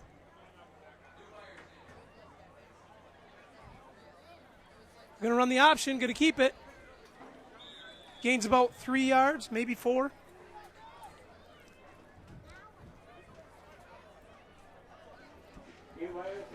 I'd like to thank Coach Tank sitting next to us, giving us a little help with the roster. We need a lot of help. Well, it's kind of tough. You look down here, like I say, there's 3 21s. There's 4 number 2s. Well, how many football games did we cover this year that had 30 guys on their team? Not many. And substitutions are not as prevalent as they are here today. Right. You usually only have to know about 7 names and you're set. Second and 8, ball in the 19. Newmeyer under center, trips right. Pitch back, and big hit. just about right at the line of scrimmage. Rob Logan's pass, you heard. On the stop.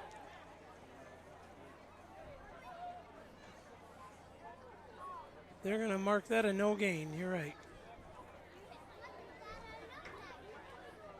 Looked like he caught him right there at the line. So that'll bring up 3rd and about 8. Looks like the ball's going to stay right where it was. 3rd down now. Ball on the Redskins' 19-yard line.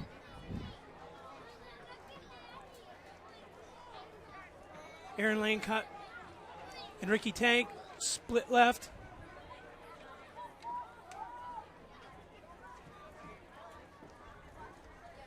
Drops back, throws across the middle. That's caught by Tank. It's going to gain about, well, it's a first down and more. Well, they were at the 19. They're out to about the 33, 34-yard line, so I'd say about a 15-yard gain on that one. Nice pass right down the middle. And it looked like it had some zing on it. It did. It definitely did.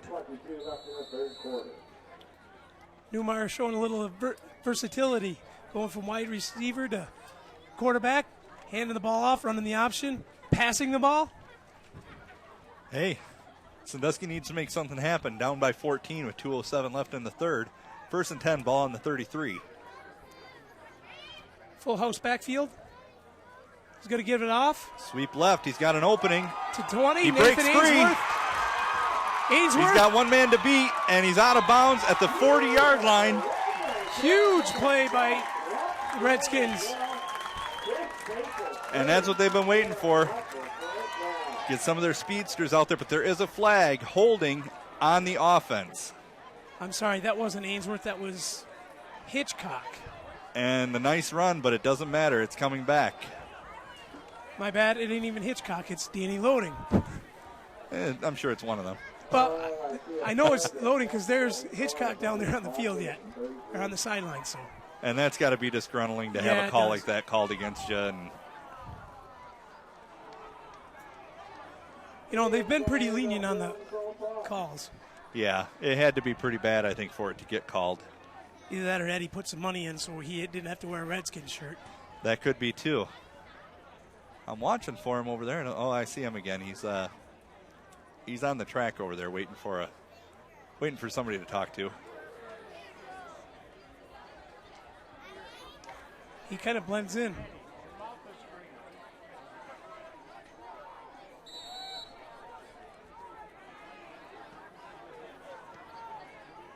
All right, so now it's going to be 1st and about 20 for the Redskins. Ball on about the 23. They're going to run the option again. Hands it off to Marky Loading. He's going to gain looks like about 6-7 yards on that one. 53, making the stop. There's 3 to choose from. 21 with the ball. 3 to choose. a stop by number 53, Jim Tanton. A little over a minute left here in the third quarter. A 2002 graduate. Yeah, that's what we call it.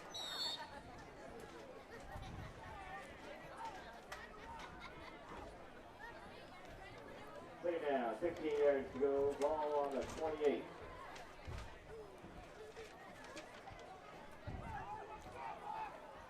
Full house backfield. Newmeyer under center. Hand it off. He comes around the right. He's got a slim opening caught from behind. Not sure if that was Trohill or Zepinski, number 5 for the Eagles, coming him down and tracking him down from behind and getting the stop.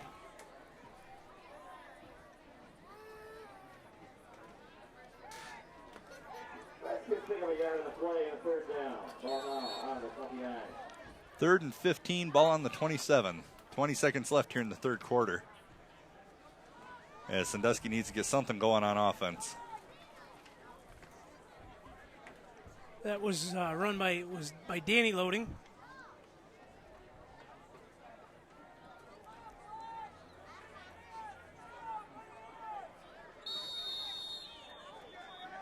And that's the third quarter. 1 quarter left. That's going to be the end of the third quarter with Deckerville leading 14-0. And we'll try and see if Eddie can get an interview over there. Looks like they're huddling up pretty much the whole team, so.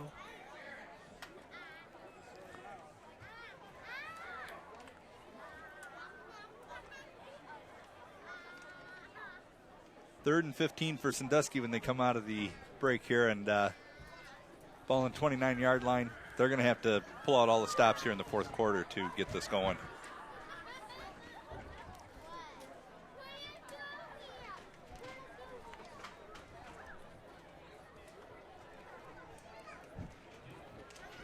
Also, we'd like to thank my brother who showed up at halftime to help with camera work. Drove all the way from Kalamazoo. And he also gave us a plug in his fantasy league today, which is our fantasy league as well. Also, yes. He's the I must say I'm doing better than expected. I'm not in last place. I'm actually ahead of the Kalamazoo Diamond Crushers. But I see that your team has taken a nosedive from first place down to, what is it now, fifth place, I believe? I was actually in third when I looked earlier today, but I'm only out of first by about 2 points. So I need help with pitching. I need some of your pitchers. I need some hitting. I pretty much own the batting stats, but I need some help. I think he wants to make a trade. I think he wants Cabrera pretty bad. The way he's been going lately, I might give him to you. Okay. Neumeyer's back under center. 3rd and 15. Drops back to pass. Got a wide open. Well, they had a wide open Nathan Ainsworth, but Ricky Tank snuck in there and grabbed it. Gain of close to 10 yards. I would say they're at about 4th and 5, and I don't know. At this point, you almost got to go for it. Fourth quarter. Fourth quarter. It's all on the line. It's a for fun game. Exactly. It's for bragging rights. You go for it. And imagine the bragging rights if you can say, remember when we had that fourth quarter comeback against you guys? Oh, I can't imagine because I'm going to be telling Eddie that every week.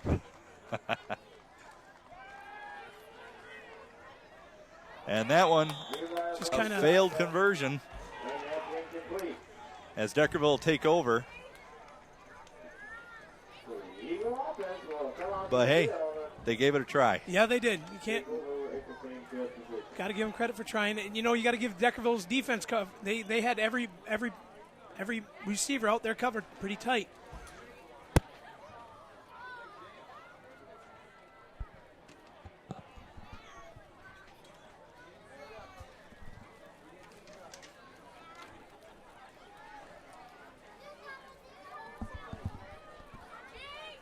We're waiting to see again here yet if Eddie can get a interview over there on the far side. So far, it kind of looks like he's just standing there. Yeah. Pass play for Deckerville, wide open, and he dives and gets it for the first down. I believe that is number 81. And that Nathan Roski. He had to come back for that one and slid and was able to pick it up. He's an 01 graduate.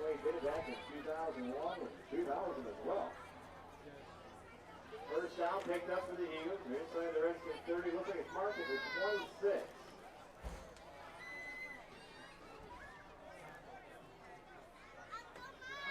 And Mark, their fatigue may be setting a little bit on both sides. Oh, I imagine it is. When you play high school football, you practice for the fourth quarter. When you only practice about 5, maybe 6 times, it's kind of hard to practice for that fourth quarter. Yeah, it really. The biggest thing is you got some of these older guys. I know at least on the Sandusky side, for the last 12 years we've been running wing T, but also the older guys that run wishbone and the power I that don't know you have to teach everybody both sides. Sandusky's defense going to have to get real stiff here to give them a chance to get back in this. They've been unable to score. 14-0 Deckerville. 10:20 left here in the fourth quarter. Ball on the Redskin 25. Number 12 under center. Handoff. Sweep left. Spin move, and to number 33, James Loomis. Gaining another yard or two off of that one.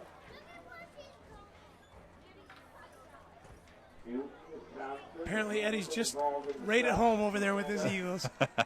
He's not even paying attention to us. So this takes his way down to a 3rd and 5. I know his mic is still on because I can hear a little bit of static from it every now and then. Deckerville comes back to the line. 3rd and 5, ball in the 21. 9:35 left in the 4th quarter. Pass. That one kept for rolling pass. out. Passes it off. And incomplete. He did catch it. It just, I think he was out of couldn't bounds. keep his toes in bounds, but a nice effort there to try and get it.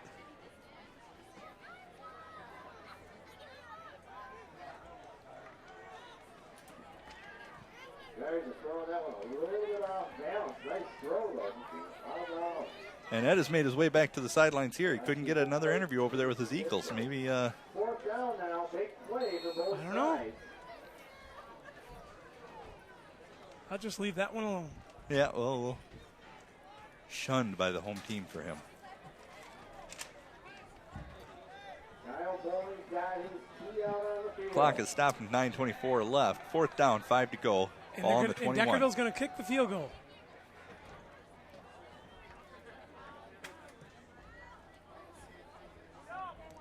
Small camera malfunction there on the one that I had going.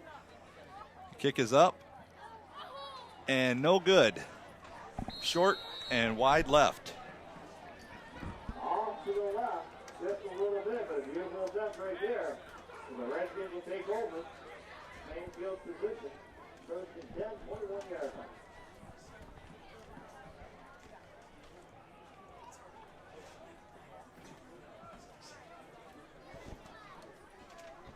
So Sandusky will take over. As the Eagles unable, if I could talk, unable to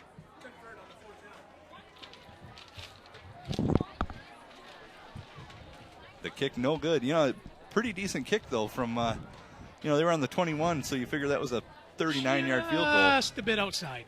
Just a bit wide, just a bit short. Kind of like Eddie. I tell you what, Mad Dog was right on both sides. As I went down to the sidelines real quick, kind of get a feel what they're feeling down there. Fun, a lot of camaraderie going on out there, but very tense situation. They really want to win this game. Both teams do. Run up the middle, fumble, and it looks like Deckerville has recovered, and they have. So they're going to get another shot at the end zone. You're seeing Coach Stoliker and Bays on the Sandusky side. These guys are barking out orders and great plays, and as if it was actually the high school season has started. And our practice or even during a real game. This may be all for fun and games Yeah. and for a fundraiser. And, these fans come out here. They come out to watch a good game, and I can tell you from being down there, the last thing you want to do is walk off that field with your head hung down. Right. I tell you what, only the score at 14-0, a pretty competitive game. Just some mistakes, expected here for, or maybe not. They wouldn't like it, but I tell you what, for what they've been able to try to fit into practices, which is very hard because all these guys have day jobs also. So, Pass play off to the right side, complete, and they're going to stop him at about the 5-6 yard line. And that's going to be Roski again. if that's still Ryan Palmer out there, that's just the arm he had during high school and that carried over into his college career at Alma. I believe it's still Palmer. It could be either Garza or Palmer. So. I know Garza's a little bit bigger than Palmer, but we don't have weights on here, so I haven't seen him since last year when we played. He may have slimmed down a touch. I tell you, it's kind of early here. I mean, it's almost 9 p.m. Good hour before the fireworks. Usually they wait about 10 o'clock for those to go off. Yep, that's when they got their own fireworks going on the field here. Sweep right, and he can't quite get in. But a good effort. He dove for the pylon. They're going to mark him at about the 4 yard line, it looks like. That was just a tough break in that, those two offensive series ago. That tough break for Sandusky to get that flag. That's the only flag I've seen in this game. I think, on this an alumni game, I kind of like to see that one just kind of. They should let that one go, maybe. We did converse about that. We think when you went across, you slipped the refs some money so you didn't have to wear a Redskins shirt. Because that did negate the best play for the Redskins that they've had so far. Oh, that was a beautiful play. I thought, and then I heard the ohs. It's like, oh, come on. You sure nobody threw that out from the crowd, maybe? No, the referees. I don't even see yellow flags in their pockets. So they got to dig pretty deep for them, I think. Nice stop right there. Ball loose, but they're saying that it wasn't a fumble. They're going to get him in the backfield. James Loomis. They did get him in the backfield for a loss of about 4. That was Loomis with the carry. Got hit hard in the backfield. It's going to be 3rd and about 9. You're starting to see him hit a little bit harder here in the second half. 8:15 left in the 4th quarter. It's kind of panic mode is going in for Sandusky. They got to get something. They got to break the ball loose. They got to do something, or they're not going to have a chance. That, and they're not going to have another chance to hit with pads on for another year here. So more than a year, because the next game will be at the Deckerville homecoming in August. 14-0, Deckerville leading. 7:50 left in this game alone. We're going to miss this rivalry even during the regular season in high school. This is an unfortunate situation. Deckerville goes to the NCTL, so. At least I can say, almost got him in the backfield. He throws it up, and in the end zone, caught by a number 2. We're not sure which one, but we're going to say. I'm going to say it's Ream. Ream Brown McConaughey. I say it's Marty Ream, I believe. Well, there's 2 number 2s out there on the field, so it's got to be McConaughey or Ream, that's for sure. And I tell you why, that was a good broken play there by either Garza or Palmer in the backfield, the QB for Deckerville. Good pickup in the blocking there for the offensive line, and just a breakdown in coverage by Sandusky. He snuck out of the group, and that's just tough to cover. By then, after the first play is just nothing but nil. Then that right there, you kind of just try to see if you can have that broken play that was supposed to happen, kind of like a minor audible that you have to remember in the back of your mind. What do we do if this doesn't happen? Kick is good. Deckerville goes up 21-0 over the Redskins. 7:31 to go here in the 4th quarter. Bowling making all those extra points, so.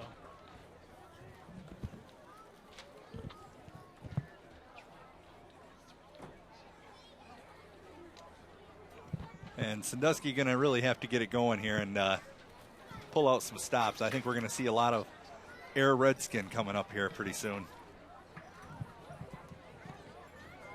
But I think they have the ability to do it. I mean, Newmeyer has really shown his athletic ability.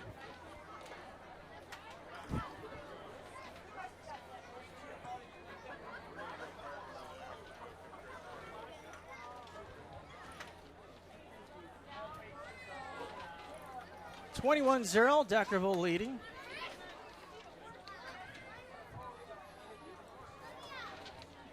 And Sandusky's going to have to really do something quick, maybe pull out some crazy plays out of the old playbook and see what they can come up with here. Picked up at about the 20. He shakes and bakes a little bit out to the 35-yard line. Bringing the ball back, waiting for a couple more tackling.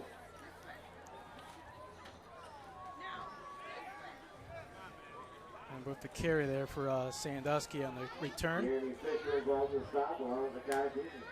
Number 22. Not on my list. Number 22 is Nathan Ainsworth. There you go. For the home squad.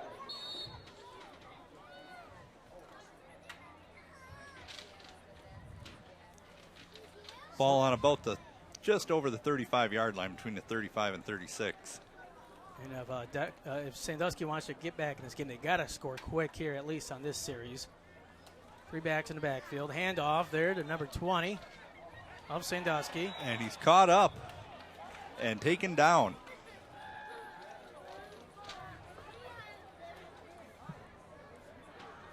And I'm looking for who that was. I think it was 67, but we don't have a 67. Did you happen to catch the uniform change there? No. Maybe he flew in today. He may have. Or drove in. And there's a couple players. I know Palmer lives in Arizona now. We had another living out of. This is what I found out yesterday. I went to the practice yesterday. That's the other Palmer that lives around here yet. My bad. No, I mean Ryan Palmer on the Deckerville side. So, and there's another player flying in from Atlanta, GA.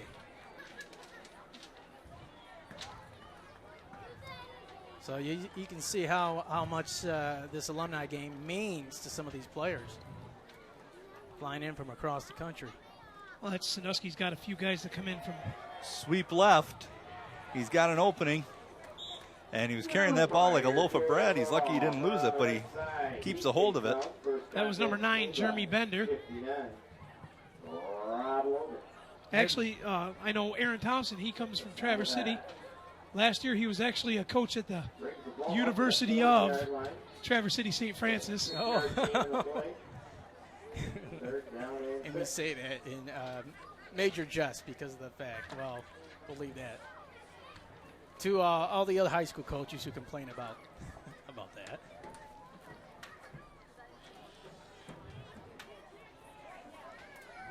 Newmeyer still under center.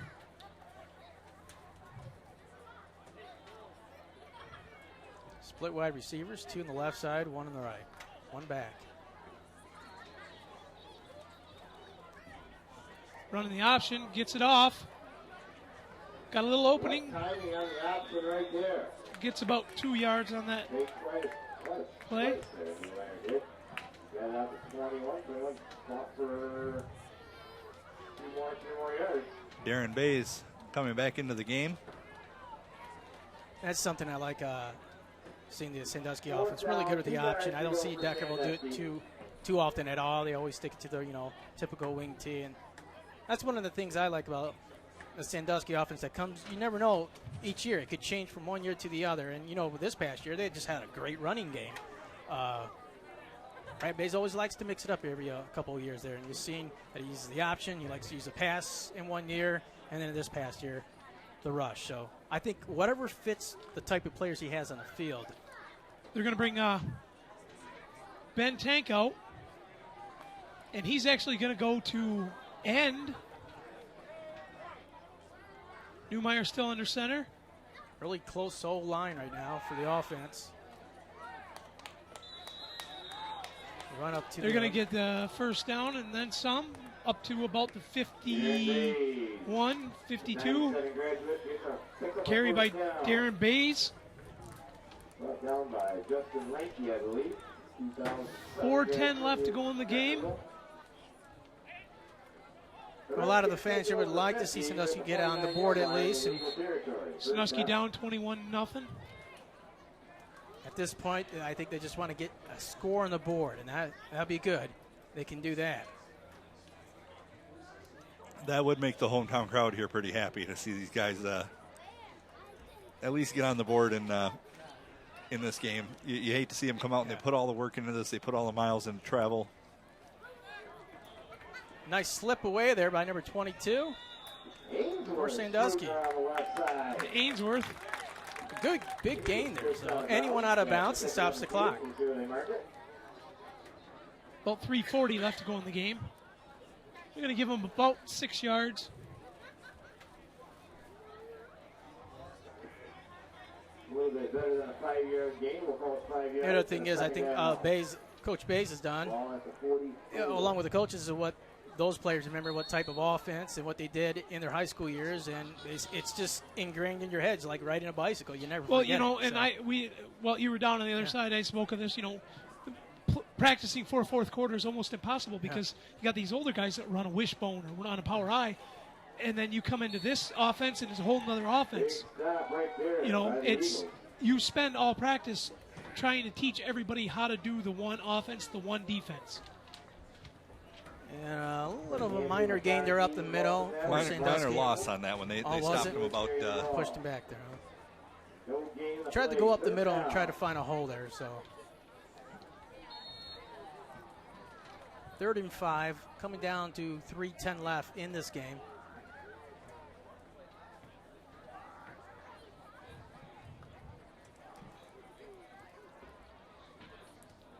Good fan support from both sides. A lot of Eagles and Redskin fans, old and young alike, and of course a lot of the high school players showed up here. So,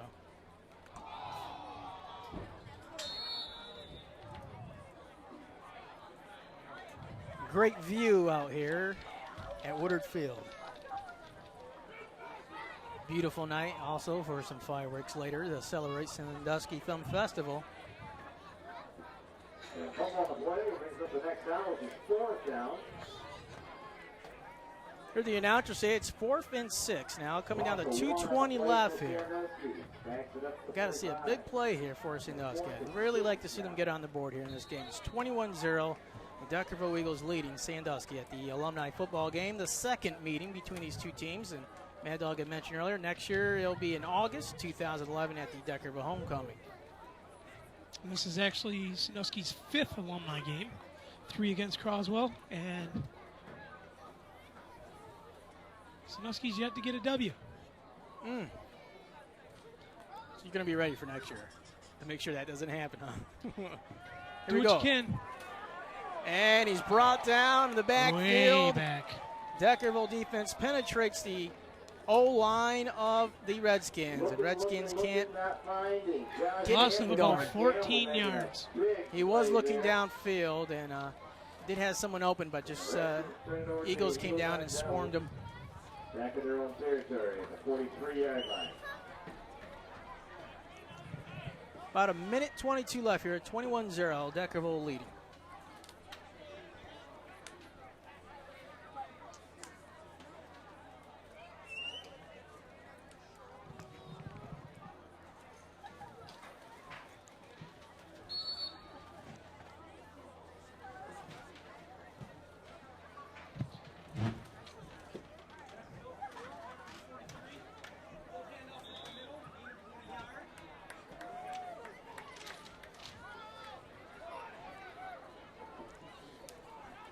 I believe that was Steve Ladd, I believe, the walk here from 1984. Steve Ladd, number 65, graduated in 84. Makes it a lot easier for us when George announces it over the loudspeaker.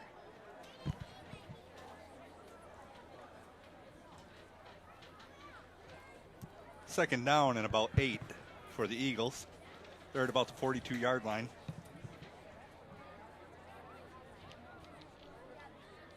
Taking their time. Kind of running the clock out, it looks like. They are going to try and run a play. I think they're just going to probably just down it. Nope, they're going to run it up the middle. Run it up the middle. And there's a fumble. Looks like Redskin recovery. That was number 46, Pete Chernow. Big fullback there. Hey, take a second. They're going to fumble it. What we got going on here Fumble tonight. recovered by the Redskins. 14 seconds Volunteering remaining. time, the people in the concession Ball on stand. about the Everyone understands that they can get into this 42-yard line. game. You have made a difference in the future programs of the Eagle football and the Redskin family. So thank you. Give yourself a round And they're of going to applause. start the clock, and Sandusky going to concede and just shake hands with everybody and call it a good game. Your final score here That was a from heck Woodard of a Field in football Sandusky game, for the guys. 2010 alumni game. Deckerville 21, Sandusky 0. Now Eddie's going to run down and get us some interviews, talk to a few guys, see how they Autograph feel. section will be held on the field. And again, we invite everyone to stick around for the fireworks we got coming up here in a little while. And also they have the fireworks coming on after this. Stand is open. It's going to be a little bit before they can start them. It's about 9:18 right now, and I'm guessing that it'll probably be pretty close to 10 o'clock before they can start them. Yeah, I think they're planning on 10 o'clock.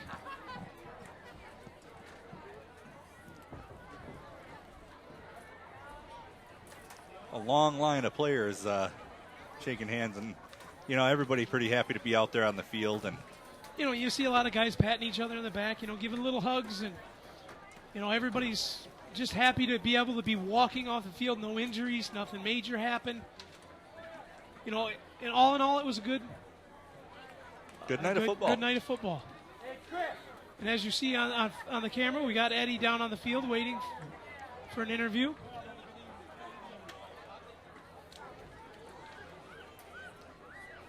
I don't know if he's going to be able to catch anybody before they go into their before they talk a little bit, you know, to the players and everything. And, you know, one of the things you notice, a lot of these guys, now that they've gotten older, anybody local has worked together. And, you know, a lot of these players know each other. They've met each other outside of, now that they're all out of school. And, oh, yeah, exactly. You know, so you've got a lot of camaraderie out there between the two teams. And I think even more so with the Sandusky-Deckerville rivalry than you had with the Sandusky-Croslex rivalry, was seeing everybody on a regular basis. So, trying to see if Ed has anybody down there yet. He's ready. All right, welcome to Thumb Tailgater Sports. You're here for the alumni football game. Deckerville undefeated so far, second annual. Bill, I'll tell you what, this is the second meeting with this alumni football game. What's it meant to reconnect, of course, with your old coach? How hard was it out there on the field? Did he coach you hard? Oh, yeah. Coach Bob's done great all week. I just got off that All-Star week last week, and he's been great getting things organized, being at the field early. Kind of like a dream come true for me, coaching with him for this week, and hopefully we're going to be able to do it again pretty soon. And, just being all week with these guys, the camaraderie after practices and tonight, and reliving a lot of those things that's happened in the past. Of course, it opened up memories of your defense and offense here. Saw a lot of good rushing. You saw Ryan Palmer out there with his arm, did a lot of great. That just brought back memories for me. I remember that. That was a great year for you, too, coaching him. Yeah, it sure was. Heck of a play. He stuck with it. And I don't know, he found one of the numbers twos. I just know it wasn't me. It was one of the McConaughey boys. So it was great to see that and have us come over here in that heat. And these guys played with respect and played hard and hustled. And what more do you want? One of your oldest players, was it Jones out here, Quinn Jones, 1960? What was that? I mean, that's got to really boost the confidence or just inspire some of these players, especially the younger guys. Most definitely. We, in fact, we're supposed to be getting the game ball. Thanks for reminding me. But that takes a lot of guts to come out here and do that. And he came to practice. He was here 3 nights, and he worked hard. And he says, "I'm just here to have fun." So it was just a great time with all these guys. All right. Of course, next year it'll be in Deckerville, the 3rd annual meeting. It's a little bittersweet here because now you guys don't get to meet Sandusky in the regular season for high school because you're in the NCTL, but at least you get a chance maybe reconnect. Oh, I mean, that rivalry is always going to be there, and we'll be there for a long time, and that'll probably be rekindled anyways. We'll get them back on the schedule in a few years, and we'll just go from there. And, hey, it's a great fundraiser for the programs is the main thing. All right, good luck in the high school season. All right. All right, real quick here. Let's see if we can find Coach Scavich. Hey, Ma. Hey. Where's Scavich? Yeah. About 100 pounds. Yeah.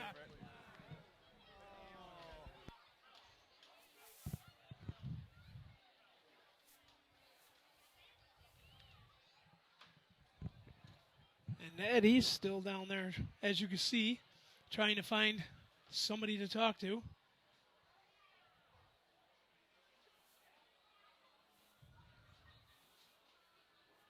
We're having minor problems with the camera, and Eddie's ready to go. All right. Welcome back to Thumb Tailgater Sports. I have Coach Brad Bays, and we also have Mike Stalick here, coaches. Brad, it's too bad for the loss here, 21-0. I know you guys just enjoy playing these alumni games and, reconnecting with some of your old foes here. The whole thing is to keep the football program going for both teams here.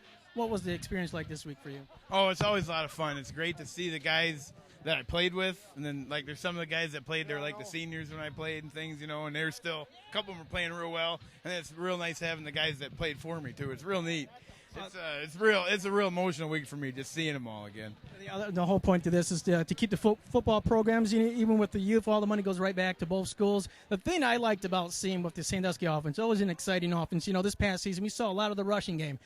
today we saw a little bit of everything that you try to throw in there every other year, mix it up. You saw the option. We saw that great pass. And I remember in the 2008 season you had. And, of course, this year we saw some good rushing earlier in the game. You just try to mix it up for the guys out there who remember playing it that style of yours. Yeah, we've got to. We're never bigger than the other team, and we weren't tonight. They had us outsized by quite a bit up front, so we had to get the ball and get it. We thought we had a little speed, but sometimes the speed, not quite what it was. So we got out there and did what we could. I thought the guys played hard and we had a good game. What was it like to have one of your oldest players out here? Was it Bob Hassler out here? Yep. Graduated in 1978, and this is the type of guys I like. 5'6", that's my size. Yep. Yeah, and he plays well. If you watch him during the game, Bob doesn't mess up his assignments. He's in his spots. He doesn't get beat deep. He plays real smart.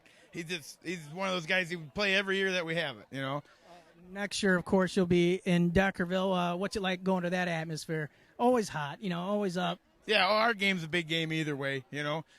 Probably half our guys live kind of close to over there now, and half of theirs live pretty close to over here. So it's not really much of an away game for either team. I think we both like it. In the third quarter, I got to visit both sidelines, and boy, these boys, you guys really take this game serious. It's pretty tense, but you're also having fun, seeing a lot of laughing, hugging, and high-fiving out there, but pretty tense out there. Yeah, it's kind of hard to keep as a coach because we want to have fun. But when the game starts, it's a football game. We want to win, goddammit. It's football. You want to win. Right.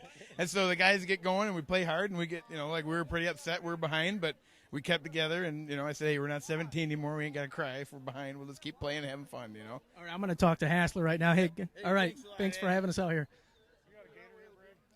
All right, let's talk to one of the oldest players. You're the type of player I like here, Mr. Hassler.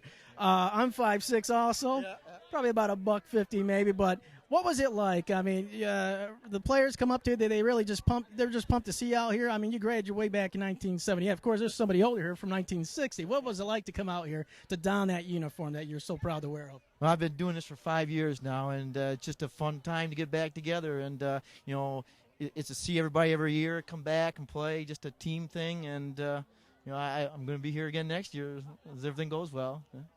Bob, I got to tell you, looking around at some of these guys with the guts here, I think you're probably one of the guys who are in better shape than most of the younger guys here. Well, I know how sore I was the first year, after that I made sure I was getting in shape a little better, when I came out to play. So.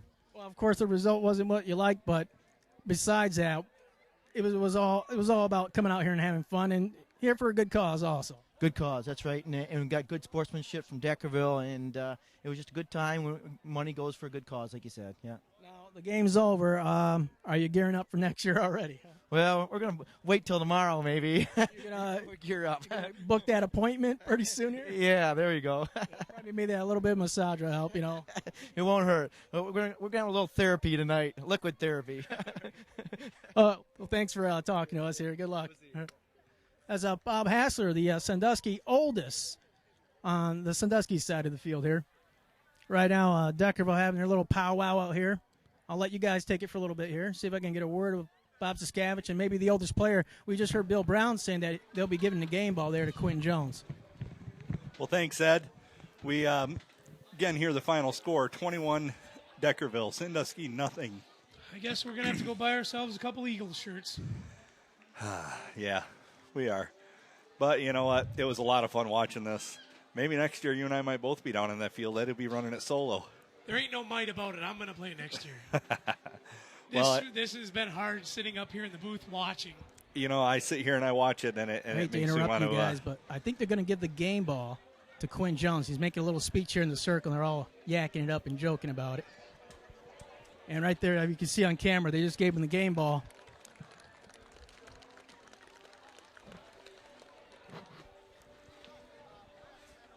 Well, thanks for that some of this interruption, powwow Ed. up here.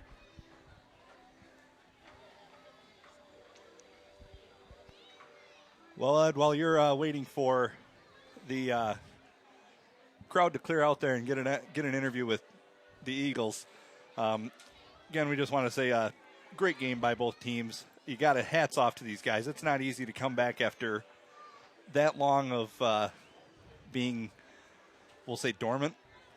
Come out of the woodwork and, put on a heck of a show here for everybody. There isn't anybody here, even though Sandusky didn't score.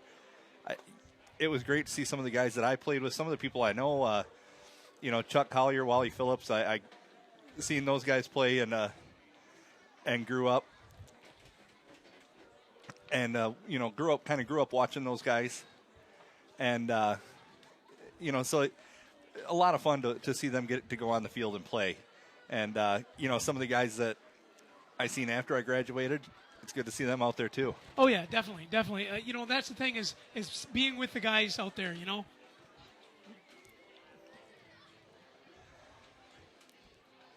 Deckerville raising their helmets in victory, and congratulations to them. We'll pick up our Eagles shirts, and I won't be happy to wear it, but I won't be too upset either because this was a lot of fun. He didn't specify what kind of Eagles shirt. He did not. I know you have one in mind that you might try and don, if I'm not mistaken. Maybe I might. And I think Eddie's got ready. We're going to talk to head coach Bob Saskavich. Coach Saskavich, this is coming back to your roots here, of course. I know they all miss you here in Deckerville, but you coached at Deckerville for quite a while before you moved down to Marine City. What's it been like here? Now, this is the second annual alumni game. What's it been like here to come back to, I guess you could say, your roots here in Deckerville and be able to coach a lot of these players you coached back in the days? Oh, it's unbelievable. You got a couple 50-year-olds, and you got some guys that are 45, 47. It's pretty incredible to see somebody like that put pads on, go out and practice, and it's just great to see them. That's the greatest thing, Were you a little bit harder on head coach Bill Brown because he was under your tutelage there for quite a while? And I'm sure he gained a lot of experience because he's had himself a successful run here as head coach for Deckerville. Oh, he's done a great job. When you win over 100 games, that says a lot about a coach, Yeah, I was always hard on him. The other thing, of course, you're in the high school, Michigan high school, for the Hall of Fame as a coach. You think Bill's kind of getting up in those worthy of that maybe?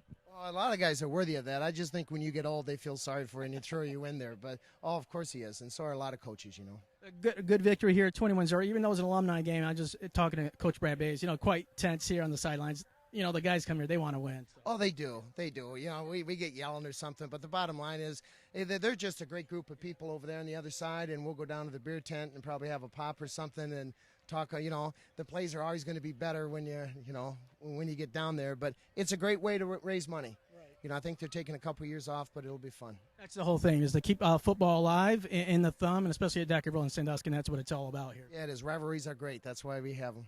One last thing, Bugiati. Yeah, Bugiati. All right, we'll send it back to you guys up there.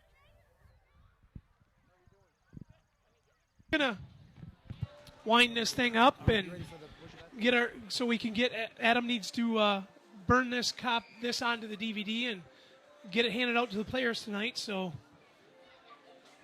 special thanks to all our help. Adam, your wife, Mary Filkins, your son, Anthony. Brother Randy was helping. Your brother Randy, my brother Rick. Riley Chapin helping us out on camera. And just thanks for letting, to both sides, Deckerville and Sandusky, for letting us be here. This was a lot of fun. They really been accommodating. And as I'm sure Deckerville will be next year when we cover theirs on their home turf. And, this has just been a lot of fun to watch. So with that, we will wrap this thing up. Hopefully see everyone next year. Be ready. Check this out year. A couple months. We're gonna be ready for football. We are. And Eddie's almost back. We'll wait for him to get up here, and we'll everybody watch our Facebook page. If you haven't got on it, join it. Just look up Thumb Tailgater on Facebook. We update everything that we're doing there. Our website, thumbtailgater.com. If you're listening right now, you've obviously been there before.